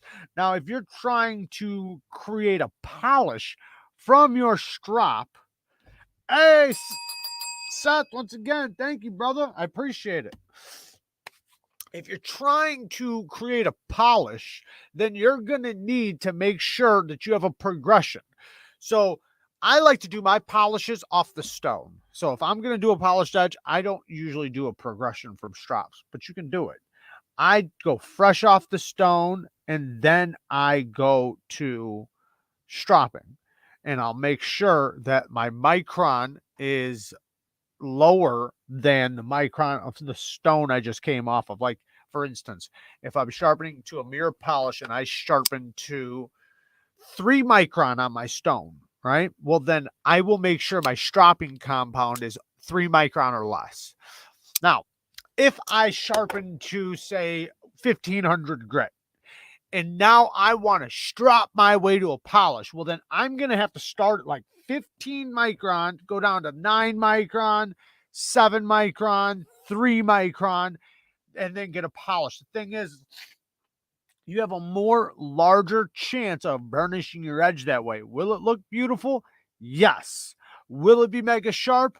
Possibly. Possibly not, too, depending on how good you are at holding your angle and stropping. Because if you're putting pressure and doing all the, those things, then you could possibly just put a polish on your edge, but your edge ain't getting sharp. It's just getting duller. That's why I like to come fresh off the stone. Fresh off the stone where I know my apex is fucking keen as it can get. And then I just lightly touch that strop, clean that little apex up just a little bit, and I got that nice razor tip edge. And steels, heat treat are all a factor. Jared, what steels do you think work best with a polished edge? There's a lot of steels. So some steels do really good with a polished edge. They don't have a lot of stability, so they have a bigger chance of microchipping. Like say your K390s, your Maximets, things like that. They take an amazing polished edge. I'm talking about nasty sharp. Problem is they can microchip, especially at lower angles. No, in those cases, you might want a micro bevel. Not a big deal. So, but you might want to do that. But 14C28N takes an amazing polished edge. S30V takes an amazing polished edge. What else? M390 has the possibilities of taking an amazing polished edge depending on the heat treat. A lot of steels do. I would say some of the ones that don't are like some of the tool steels like D2, CPM 154 definitely doesn't. AEBL, in my opinion, doesn't, unless if it's at a very, very, very low angle. Angle is a lot of this too. But LMAX, yes, LMAX takes a really good polish. That's another one. LMAX does really good too. I seen Todd ask something. Did you end up sharpening your rocks? No, I did not sharpen it. I have the strop ready, but I made the strop. I got it hanging. It's dry. It's ready. Dude, I've been working so much. I just have not had a chance to work on the rocks. And I'm not going to sharpen it, but I am going to touch it up on the strop. But yeah, LMAX, yeah, definitely LMAX. 320 and skip to 2000 grit to lower burr, but keep a tooth. I like keeping a tooth sometimes. Sometimes I just love me a 600 grit edge. Nasty sharp. NYC, what's up, bud? Let's go, Brandon. Thank you for the donation, brother. I appreciate it. The 10 bones. After I get the burr on both sides with my first stone, I try to remove the burr through each grit of the progression, and it makes it a lot easier at the end and also sharper. Less pressure equals sharper. So what I do after, like you said, after I have my burr on both sides, what I'll do is I will go to the other side. So say I've sharpened on this side and now my burr is on the opposite side. Let me get a knife in my hand. Say I've sharpened on this side, right? And I've sharpened it really good. Now, this also depends on the stone because I can come fresh off of like my 3-micron stone without having any burr at all. Like just because I've flipped enough, I've worked on this side, worked on this side. Now I might go over to this side and just do one pass. Perfect. Go right to the strop. Now, but depending on the grit I stop at, I'll get a burr on this side, a burr on this side. Then I will go to this side and I'll go one swipe, go to this side, one swipe, flip it over, one swipe, then I'll go to my strop. I'll feel it and make sure the burr is mostly gone, but that's how I'll do it. And then when it's 98% gone or like 90% gone, then I will go to the strop. Damn, man, 24 hours is bad. Is badass. I missed most of those because I was playing a chess tourney. And them chess tournaments, gotta get them chess tournaments. Is this deja vu or am I sleepwalking? John Evans, thank you, man. Thank you for everything you did for the knife rights. I have my standard live that I'm doing. Nope, I've been on here for 24 hours. No, I'm just joking. No, I did the 2 hours yesterday, but I still have my regular live tonight. But thank you for everything you and Shane did for setting all this up, man. You guys did an amazing job. And I have a bunch of stuff that I have to ship over to Lefty. So I think whoever all the winners are from the knife rights thing, I think they're going to be extra happy, man. There's a lot of stuff going to be going that way. A lot of winners. It's going to, I don't know how many winners there is, but whoever the winners are, man, they're going to win some great shit. That's what I do too, but I reduce pressure. Oh yeah, I definitely reduce pressure. Sometimes I will raise my angle since I'm doing it freehand. Sometimes after I create a burr on both sides, I'll go to this side and I will literally lightly just rub it off. Or I'll take my ceramic rod and I'll just lightly give a little rub and a little rub on both sides. I mean, it's such a light pressure. All I'm trying to do is snag the burr off. That's it. I'm not trying to do anything else but catch the burr on the stone and just rip it off. So yeah, it depends on my size of my burr, the stones I'm using, the steel. But yeah, that's a great way to do it. And that's what I always recommend. I always recommend people get the burr on both sides, use a ceramic rod, and just lightly knock off that burr, then hit the strop. John Evans again. Thank you, Jared. You kicked off an epic event. All of you made it the best time I have had for a great cause, man. You guys set up an amazing cause. Thank you, man. Thank you. I was happy to do it. More than happy to do it. I know I did my donations. I'm not going to be in the giveaway, but I definitely did some donations. We donated a knife last night during the live, and companies donated a bunch of stuff. I got stuff going up there. I'm going to donate some. The whole thing was amazing. And I don't know how much money they raised. I mean, I hope it was a lot. But either way, I thank everybody who was involved, everybody who donated. You guys are amazing, man, because that's what makes this community is things like this. And Doug Ritter has done so much for this community and continues to fight for this community. Think about that. Somebody in the background fighting for your right to carry your knife. You know, come on, we got to support that. Once you do that, you get to that next level of sharpness, the fuck you sharp level, right? Exactly. Then don't you love it when you get those certain steels, those certain edges, just the right heat treat, just the right, all the little variables just come together. And when you get that, whoo, like it's kind of like 1 in 10 knives. You get that edge that it's like, damn it, that's sharp. And you don't even want to touch that thing. Like when you go to touch it, you're just like, because you can see your skin.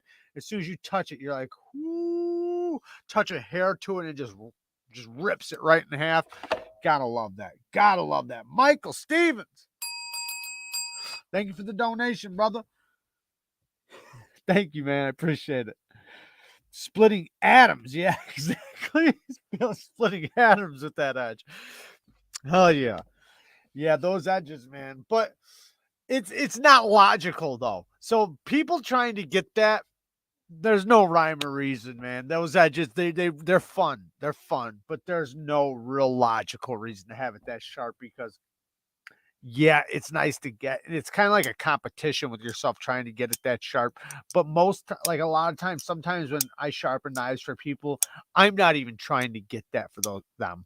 You know, like when people send me knives, I'm trying to get the best stable sharp edge I can get because what I don't want to do is send a job, somebody using my sharpening service, I sharpen it and get it fucking like that.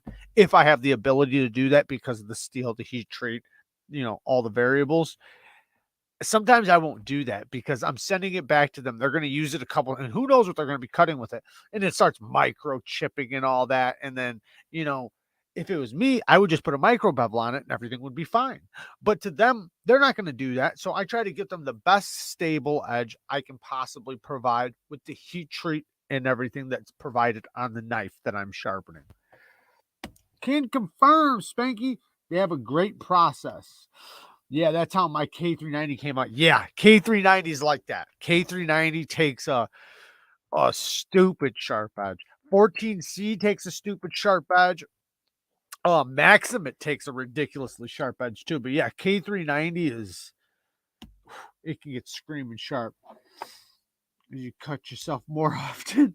I keep the case of keep that super glue handy. Keep that super glue handy. For sure. Ooh, ooh, ooh, ooh, ooh. Someone said they don't like that ting noise. I love that. Or like this one.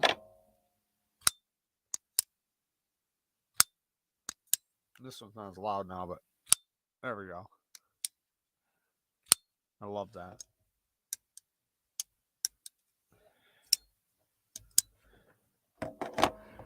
I just got a Microtech Seagull. And its edge is wicked. I stropped it and it's redonkulous. I think most people have no idea what super steels are capable of. Proper heat treat is hard to do, but super worth it.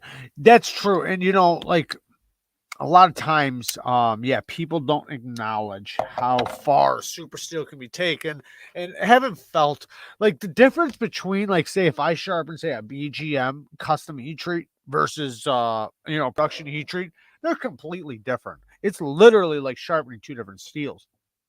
The edge it takes, how it sharpens, how fast it sharpens, how it deburrs, because that's very important too. When you can get a steel that the burr just comes right off. It's like unzipping it. It just peels right off. When you can get that, because that gives you the ability to have a perfect apex. With other steels, the burr won't come off that easy and it'll basically rip off. And when it rips off all nasty, it's leaving like little tiny chip. You can't feel them or see them, but if you can microscopically look at the edge, you would see there's little tiny microchips in the edge because the burr ripped off steel with it. But when you have like such a good heat treatment, it's so perfect. You get a burr on both sides, strip that burr off, the burr just rips right off like nothing, and you reveal a nasty sharp apex. And you're able to have a nice low angle. Whew. You gotta love the knife acoustics. I don't know how anybody couldn't love the nice, those, like this one has that smack. This one has the ting. I love me some knife sounds.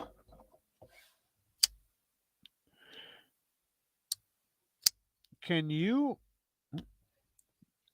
Nicola says, can you explain to me why 80, 10, 15 in Bark River Bravo 1 costs almost the same amount of money?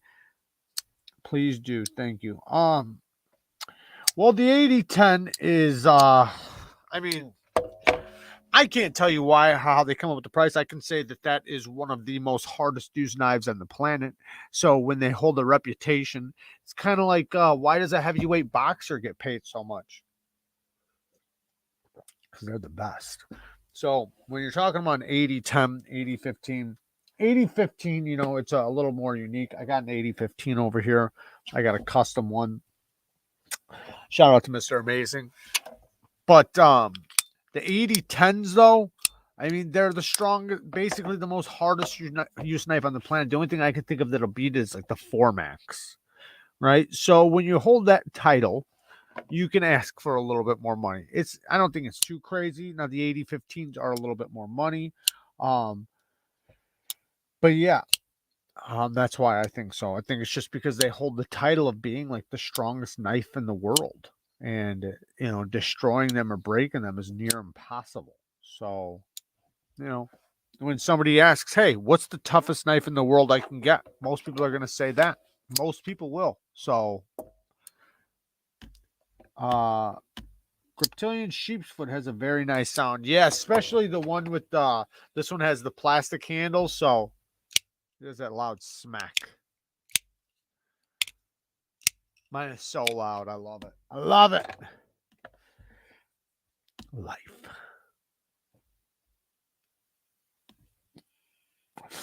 I've always had great results with K390. Always. K390 to me, I always use diamond. I don't use aluminum oxide on K390, but I've always had amazing results with K390. Crew wear too. Why didn't I mention crew wear before when somebody was asking about polished edges? Crew wear takes like the most ridiculous polished edge. If you want to find a steel that takes a nasty polished edge, crew wear. Holy shit. Crew wear takes any kind of edge you want to put on it.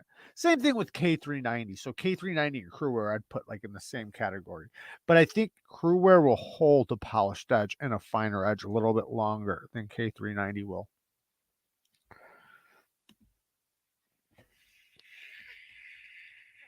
Yeah, Bark River, you have to pay a little bit extra for the warranty because you could snap that blade in half and they'll replace it.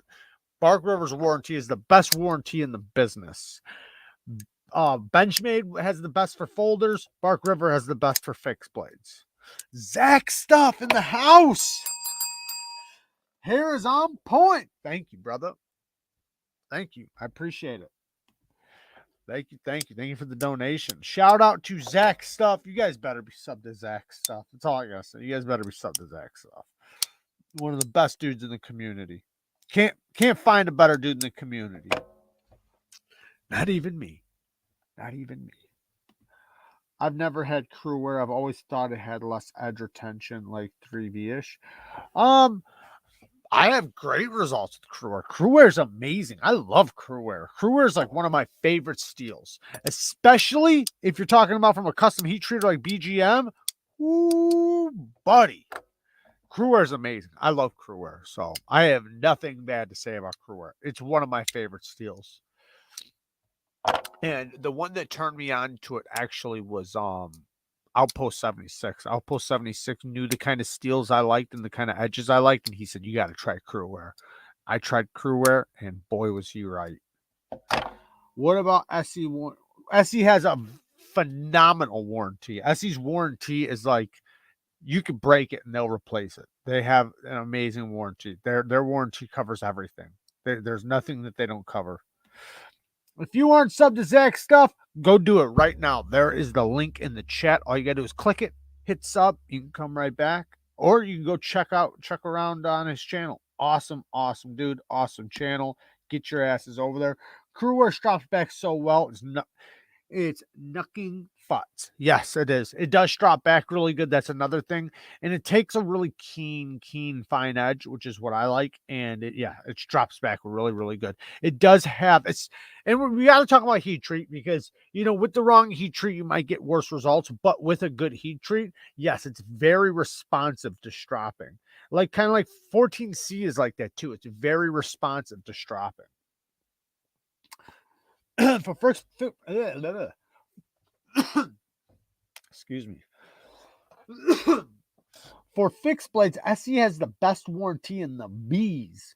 You can snap one in two, return it, and they replace it for you. No questions needed to ask. Right. That's what I'm saying. Like you can't beat their warranty. When a company says, "Hey, you break it, we'll replace it," that sold. That's awesome. My Spyderco Crewwear sharpens great and cuts great and super sticky and aggressive with a 1K finish. Absolutely. Yes, I see you can break it on purpose and then tell them that and they'll replace it. Right. They even said that. I heard them say that at it was on video, but a knife it was a knife show, and they said that. They said you could break it and tell us you broke it on purpose and we will replace it. They even have a wall of broken knives that they've replaced. And you can tell they were broke because people were doing stupid shit. Like you can clearly see. XHP. I don't know why I didn't talk about XH. There's so many steels you forget about some. XHP is an amazing steel. A lot of people call it a stainless D2 because it basically is. But an amazing steel. I really, really like that. Now, I will say XHP because of, because D2 can take a good polished edge, but it just doesn't keep a good polished edge. It's a tool steel. It just doesn't do really good with a polished edge. So I tend to like it around 600 grit. Now, XHP takes a better polished edge. But XHP is just a great steel. It does take a really good edge, and it holds a phenomenal working edge for a very long time. SE is a great company as well. They are all about the outdoor survival and training. Yes. They have that that thing. I can't think of the name of it. That they do, that they support. I like it a lot more than D2. Oh, me too, for sure. Like I don't. When I say that, people think I'm like putting it in the category with D2. I'm just saying the makeup of the steel. You can't put them in the same category and say, oh, it's like D2. No, it's not like D2. The makeup of the steel is like each other. It's like when you look at it on paper, it looks like a stainless D2. But you change little tiny things with a steel, adding this, just a little tiny bit of this. I mean, it's a completely different steel. So I'm not even trying to say they're the same. Can CPM M4 get some love? CPM M4, badass steel. I love.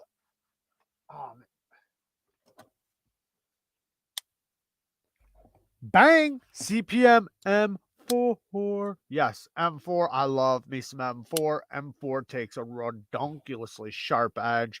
It holds a really good edge. Super tough steel. And one thing that I like about it is that because it's such a tough steel, you can really thin these grinds out really thin. Like this is 10 thousandths behind the edge. Super good slicer. This is the Gale Bradley 2, by the way. One of the best work knives ever. CPM M4 takes a nasty sharp edge and it holds it really good. I do need to tune this one up. It's still very sharp. I can pull hair still, but this edge has been going for a long time. I doubt I can bring it back because it's been going for so long, but that just tells you right there, man, because I haven't sharpened this thing in so long and I've used the heck out of it. Ooh, it came back. I still think I should sharpen it, but let's see, because I'll tell you what, this edge has been pretty wore down. Let's see how it's dropped back. And I didn't do that many passes. Not too bad. It sounds a little rough, but that's clean. Oh, there we go. Yeah, not bad at all. Because if you guys knew how much this edge took, I know you guys don't know, so it's not going to be impressive without knowing it. It's been a long time since I've sharpened that edge. A long time. It still looks good, but it's just wore down. XHP has better toughness and edge retention than S35. Which cold steel never switched as their. I know. I don't know why they did that. I think they just could get it cheaper. I think it had everything to do with getting it cheaper and more affordable. And I think at the time they thought like S35 was a better choice. Not saying for the knife, but for the community, like it was getting a little bit more love than XHP at the time. But yeah, I wish they would have kept it too. I agree. Don't have any M4. Heard good things. Yeah, M4 is great. You just have to be careful with corrosion. You know, keep them nice and oiled, nice and dry. Don't let them get wet, and yeah, just keep them wiped off. Good heat treatment. Yeah, good heat treatment of the steel is an important as the type of steel. Even more important, I think the heat treat is the most important thing because you can take any steel and make it shit. Any steel can be bad. Like any one of these steels that I'm saying are amazing can also be horrifying. A good heat treat is everything. You can have 8CR that's better than M390 with the right heat treat or with a wrong heat treat. Diamonds all the way. I love diamonds. Diamonds are my favorite.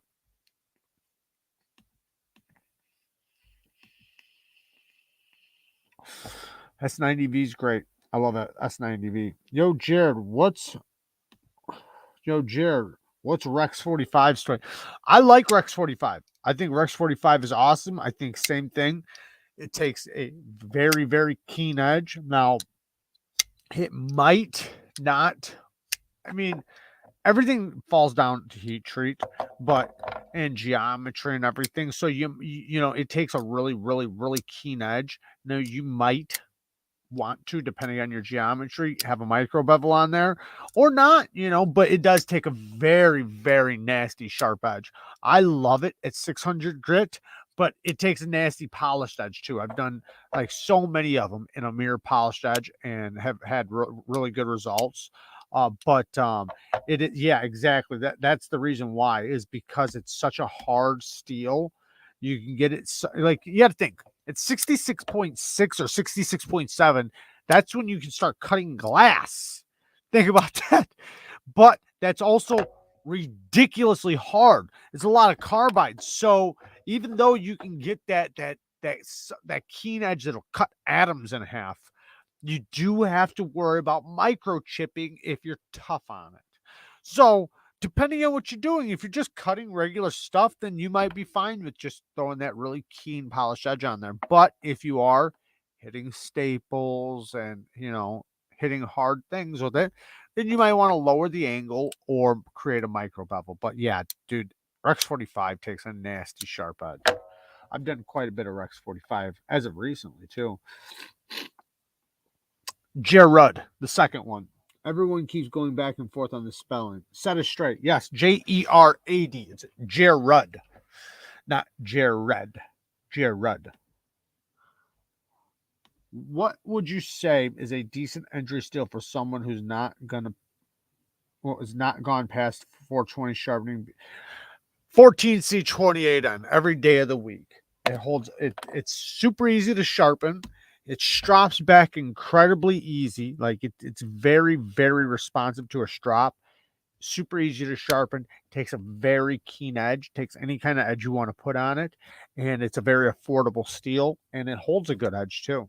And like I said, since it's so responsive to a strop, and it's a very tough steel, by the way, a very, very tough steel. But because of that, you can get a really, really fine edge, and it holds it pretty good too. And then, like I said, if it starts getting where your edge is wearing, it's very responsive to a strop. 14C every day of the week. Um,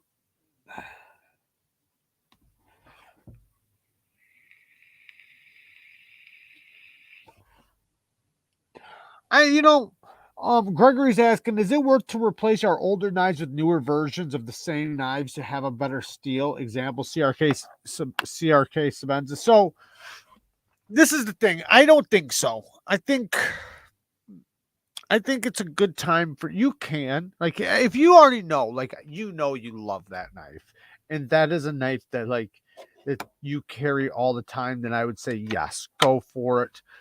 But if it's not something like that, then no, I would say try something else. Try something else because, and I'm not shitting on Chris Reeve knives. Everybody thinks that they have an amazing heat treat on their S35VN. They don't. It is soft. It is a softer heat treat. I've done a lot of, I found some that were okay. Don't get me wrong. I have found some that were okay, but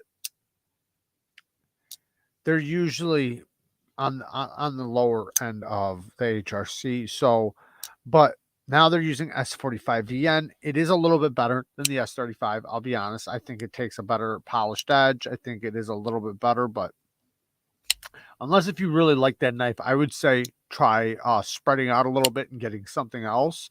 I love the Sabenza. Don't get me wrong. I love the Sabenza. I think the Sabenza is a great, great choice. But if you're wanting to experience different steels, I would say experience different company steels. Because with their S45, and I've heard somebody that he taps their hole, or not taps, but he drills their holes for the spidey flicking hole, and he said that their S45 is just as sharp, or sorry, just as soft as their S35. Just because they're changing steels up, what they should have done is good night, mom, love you. Just because they are changing steels doesn't mean their heat treat got better. Now, I'm not knocking their heat treat. I'm not saying they're bad. I'm just saying compared to some companies, they're a little bit on the softer side because they want a harder use knife. So you're not going to experience that's that really good heat treat from them. Not saying it's bad. I'm just saying you're not going to experience the higher HRCs from them, regardless the steel. They're just doing the same heat treat basically, So that's what I think about that. I would say venture out a little bit, try some other steels from other companies. I think you might be a little bit more impressed, to be honest, especially if it is about the steel. Tri-State, what's up, homie? What's up? What's up? What's up? Yep, 2 days in a row. We don't play here at Neevesknives. We don't mess around. We do not mess around. I like the Sabenza so much that I have two of them in S35. Yeah, I got one too. I love it. I love it. I think that is one of the best work knives. I've said that over and over. I think they have the best geometry, the best sharpening choil, everything. Just super solid. It's a solid knife. It is an amazing, amazing work knife. I just think that they could bring up their HRC on the steel a little bit. They're doing it a little bit on the soft, which, to be honest, that's a lot of American companies. Hinder, Chris Reeve knives, Benchmade. I could probably name a bunch more, but they run them a little soft. Now, Benchmade does have like their crew wear. Benchmade's crew wear, that's really good. Their crew wear is amazing. So Spyderco, as of recently in the past year, they're doing a lot better job with their heat treats. But past 2 years ago, they were running their stuff a little soft too. But in the past 2 years, they have brought it up. So like the K390, nice. Maximet, nice. The Rex 45, nice. So there's you want to try to get some of the newer stuff because I think mostly all the companies started boost, except for a couple, but most of the companies started bringing up their heat treats. What's up, Dusty Loads? Talking to you, Cole. Steve says you're. Spyderco has always seemed to nail their heat treats. As of recently, I would say yes, or as of like the past year, maybe 2 years, but I can tell the difference when I get an older model in versus a newer model when I sharpen it. I can tell. Big time. Kevin Lewis Jr. Have you seen the new Magpul Rigger frame lock? I don't think so. Magpul Rigger frame lock. Magpul Rigger Frame Lock.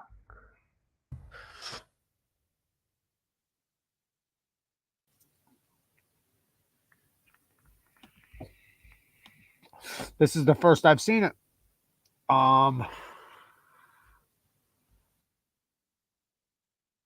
Who's making this? Magpul? I don't know who Magpul is. I have no idea about this knife. S35, made in the USA. Made in the US. Man, that looks like a strong lockup. What the hell just happened? Let me get off of this. But yeah, that looks pretty cool. Very cool. M4 on the smock has been performing really, really well for me. M4 is amazing. M4 is an amazing steel.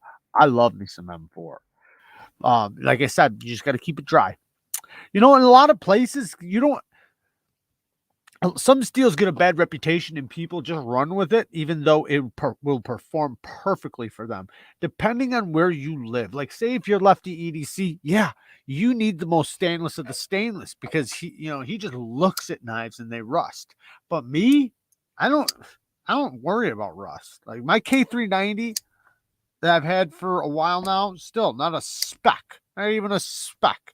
My M4, perfectly clean. I've had this for a while, and I've cut corrosive things with this, but it's still perfect. Not even a spot of corrosion.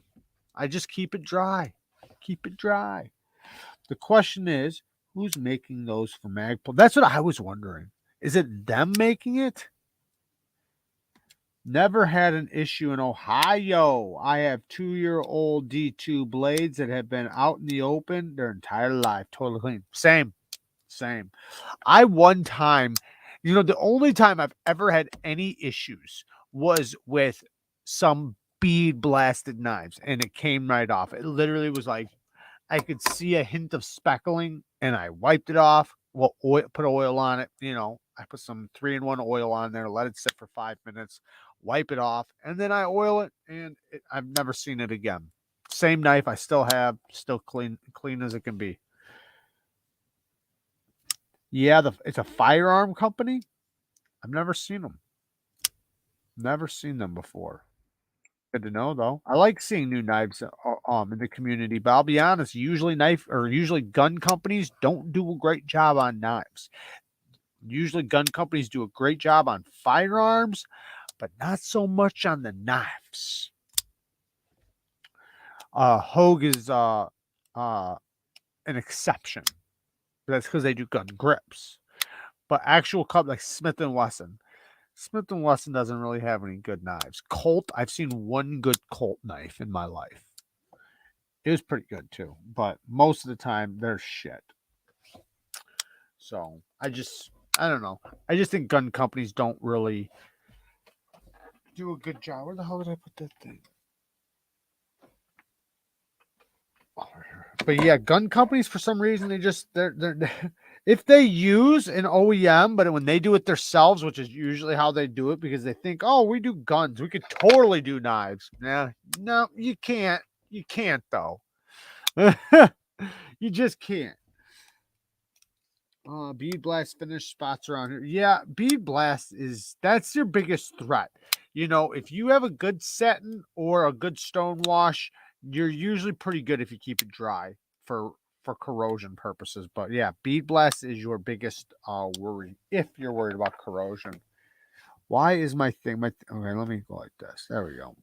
Since you are not satisfied with many American knives heat treatments, what about Medford's? Medford's is great. Medford does an amazing job with their heat treat. But Medford does small batches. That's the thing. Medford tests his like every 5 knives or every 10 knives or something. So when a company's doing that, of course they have a good heat treat because he's literally taking a blank out every 5 or 10 knives and testing it.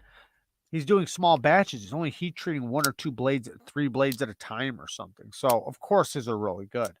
Mostly, and I'm not saying all, I'm just saying there are a few USA companies and the reason why is because for generations, or not generations, for years, the USA companies were looking for toughness. That was their biggest thing. They wanted the knives to be fucking pry bars. And now we're in a generation of edge retention and cutting geometry.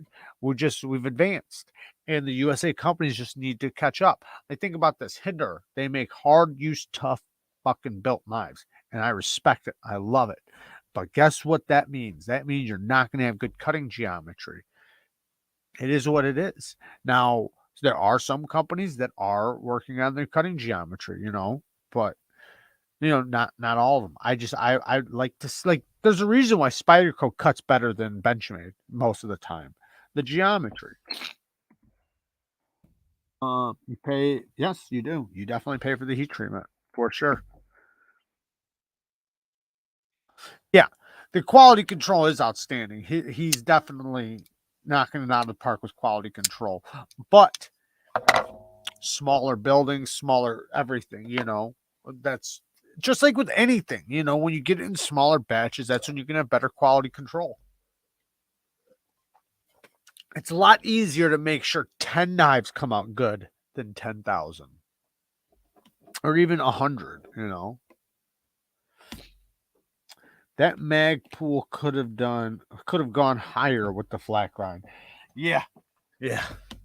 But that scares me about a lot of those new companies like that, because a lot of them just make a knife. That's it. They just make a knife. It's not even about nothing. They just make one. And the geometry sucks. Everything sucks on it. I'm usually very what's the word? I don't know. Apprehensive with new companies with their first knife. I think Buck does a good job with their heat treatment. Oh, of course. Buck uses Boss heat treatment, though. Boss is the boss. So they do a great job with certain shit. It's Kara with, she's got some tattoo pens. She's been fucking inking me up while I'm sharpening. You wait months to get a Medford made. If you don't, find one at a retailer, but that's the game. That's the name of the game. That is for sure the name of the game, especially if you want to get it your way, because they'll personalize it and customize it for you if that's what you want. I only have 2%, but I make sure that 2% is 100% every day. Bang. Oh my, scared me. That's funny. Yes, Boss heat treatment is outstanding, especially on their 420HC. Their 440C and 420HC, they can get performance like way better than other 420HC and 440C. Like, even in cut tests, like, they outperform other companies. They do a really good job with it. You know who else did a really good job with 440C, which I know people get pissed off for me to mention? Ganzo. Ganzo did a really good job with their 440C. Yeah, they did. It's undeniable. I know. I need a teardrop. I really want a knife right here, like a Spartan blade right there. Not just one teardrop. I'm gonna need like 6. Bigger to smaller. Some filled in, some not. And bang! Everything you design in your own knife. Yeah, possibly might be coming here. Probably in the next year or so. Is definitely a goal. I have not done it. I've talked to some companies. I've got something in the works right now, but it's only on paper, so it means nothing is going on. But I'm hoping to put it into production. Another very good American knife maker who produces well heat treated knives. We were talking about LT Wright earlier. I actually said, somebody asked me, what is the best fixed blade? I said LT Wright. I said, if you want the best camping knife, the best outdoors knife, I said LT Wright was the best. So I'm glad somebody's got my back. You won't. Seems like you won't. No faith. No faith. Yeah, get a bang. Get a bang tattoo across your forehead. Bang! I won't even have to say it no more. Just open up with my forehead. Buck's S30V is ridiculously good.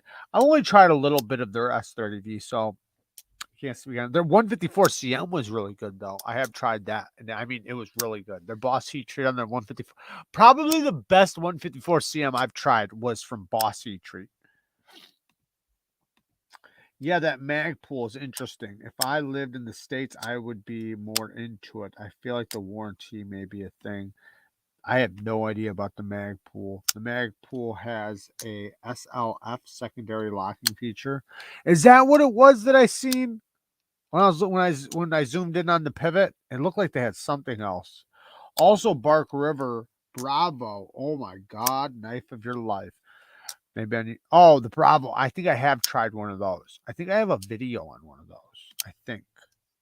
I fucking love LT Wright. Mark cabin in the D wood. Classy and fits the outdoors fixed blade perfect. Yeah, I think I've tried 3 of their knives, but I could tell like one from the factory, his edges are amazing. Amazing edges. 2, the heat treat is so nice. It feels really good. And that's kind of the thing. When you get a good heat treat, it gives you the ability to have a good stropping response. So it gives you the ability to keep an edge going for a long time. You know, that is a thing, and that's a very important thing. Being able to keep an edge maintained. Nobody wants to like if you have a steel with, say, mid-range edge retention, right? That doesn't mean that just because your edge retention is gone, that now you have to resharpen it. That you should be able to keep that edge going for a very long time with good maintenance. But with a bad heat treat, you're not going to be able to do that. You're going to have to resharpen constantly. So with a good heat treat, and that's why I try to talk about that sometimes in my reviews, talk about like how responsive was the steel to stropping, because that tells you how long can you keep an edge going for. Just because in a controlled test it only gets 200 feet, well, if in that controlled test you stropped every 20 feet, you'd have a lot, a lot better results. You'd have probably 1,000 feet. Good luck getting on a plane with bang tattooed on your forehead. True that. Oh man. Made in the USA. Yeah. I wonder who the OEM is. I guess they're a gun company, so they're probably the ones doing it. I don't know anything about them. For knives, I mean. I got a Muppet or wait, a Mummert credit card knife last week. Wow, this thing is a ripper. I never even heard of those. The hell's going on?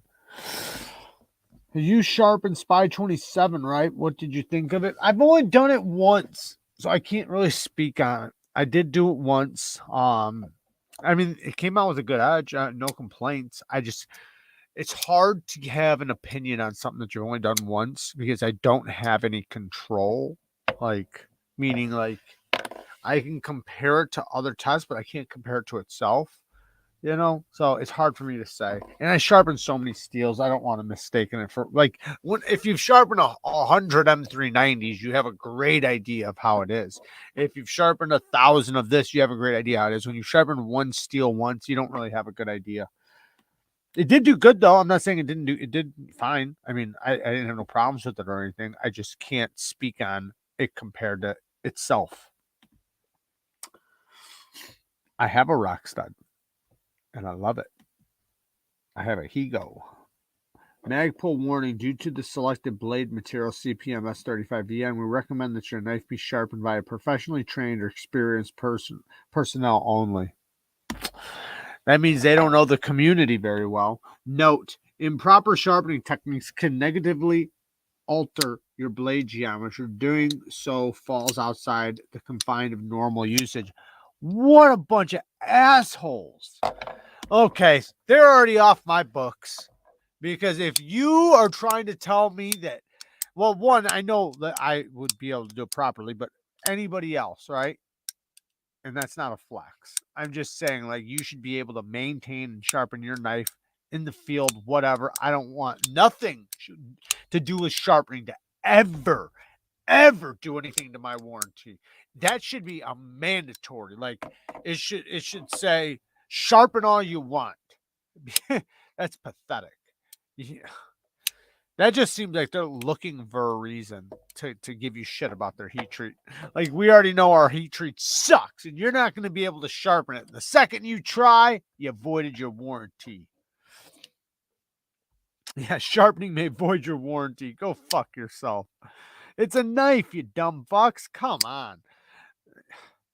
And then when you give somebody else the ability to judge your sharpening, they could say anything's bad. Like, you could come in with the most perfect edge and they could be like, nope, we don't recommend you polish your edges. And I'm saying if you took it to a polish, or we don't recommend 15-degree angles. Nope, we don't. We say you only can do 22.5 degrees on, it's like, nope, you can only use a belt. We don't recommend using stones. Who gets to be like, when you give that power to the company to determine whether or not your edge is professional or good, go fuck yourself. Rockstead, multiple years of knife purchases, budget for a single knife. Yes. You have to deny those budget purchases to get yourself a Rockstead. Mr. 2% says, cocksucker. They sound like GoPro. We have the rights to repair. Right. We should. Like, that to me, that's common sense. That doesn't even make sense to me. I can't even imagine a company telling me you can't maintain the sharpness of your knife. Basically, they're saying we want you to send it to us to sharpen, which is the dumbest thing ever. Like, who wants to be without their knife for 2 weeks? And I'm not saying don't send your knife to people to sharpen, because obviously I run a sharpening service.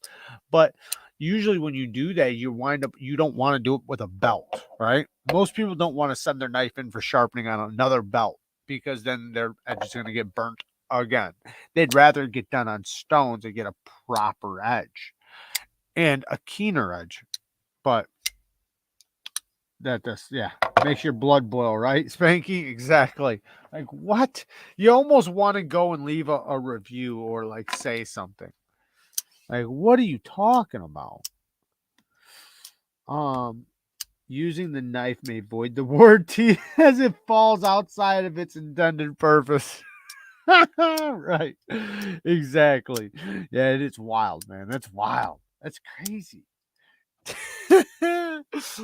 That's funny. Or like, you send it in and then they tell you, you should have sent this in about a month ago. You actually went past our recommended use for when it should be sharpened. So your warranty is actually voided. So we actually won't sharpen it because it's too dull, because you should have sharpened it a long time ago.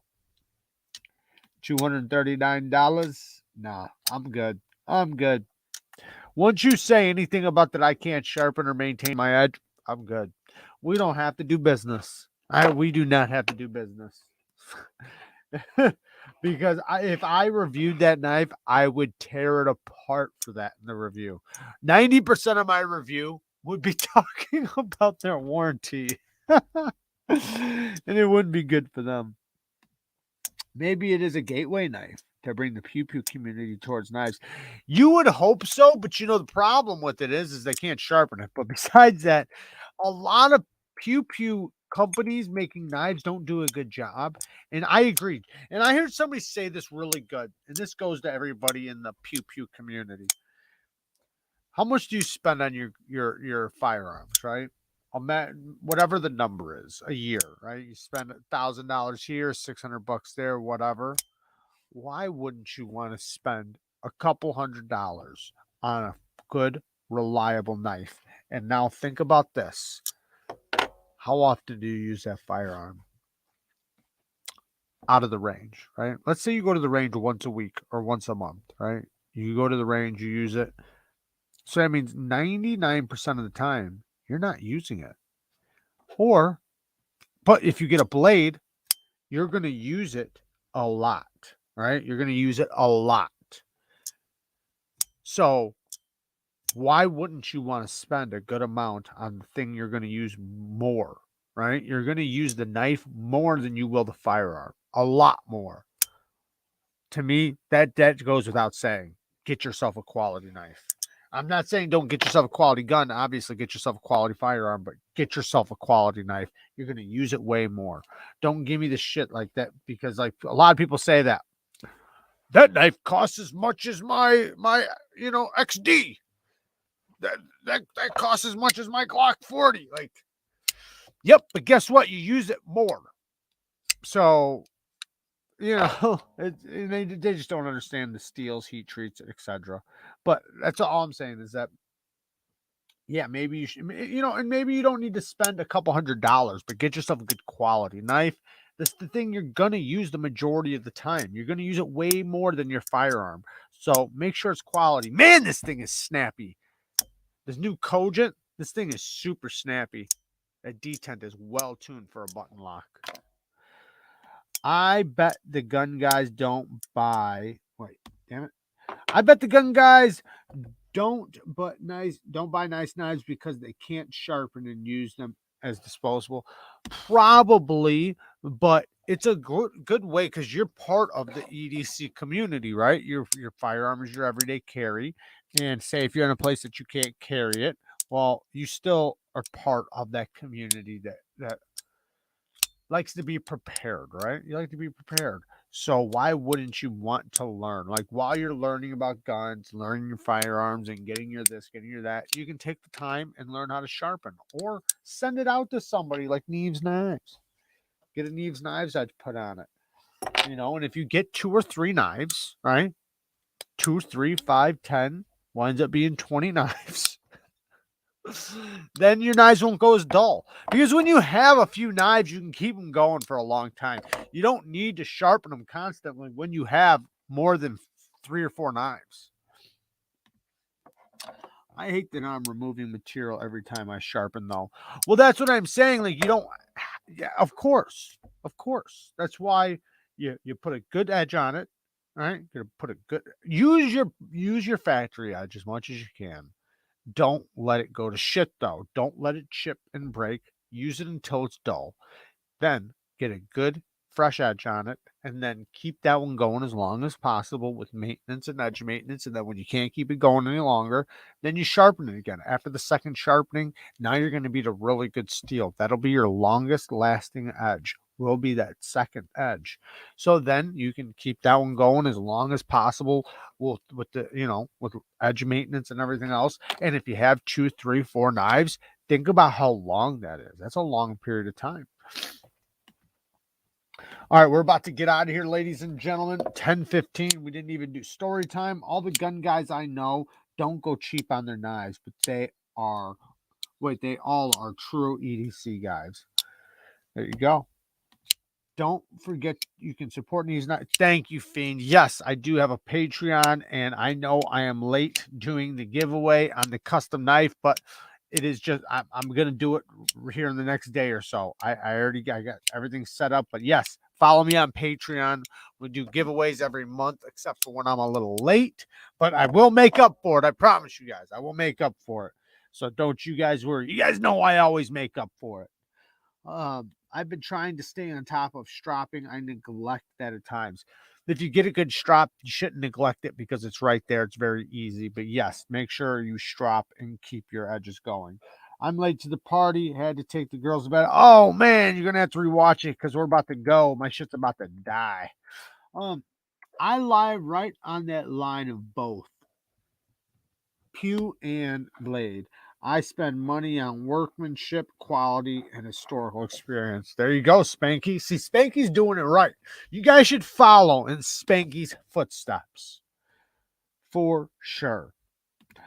I'm a bang guy, and I have a lot of knives, and I'm starting to learn how to sharpen. Awesome. That's good. Definitely. Yeah. Fuck yeah. And if you don't, you can always send it out. It's not like you have, if you don't have time to learn, because I say get a proper edge on it, right? Do your best to learn to sharpen.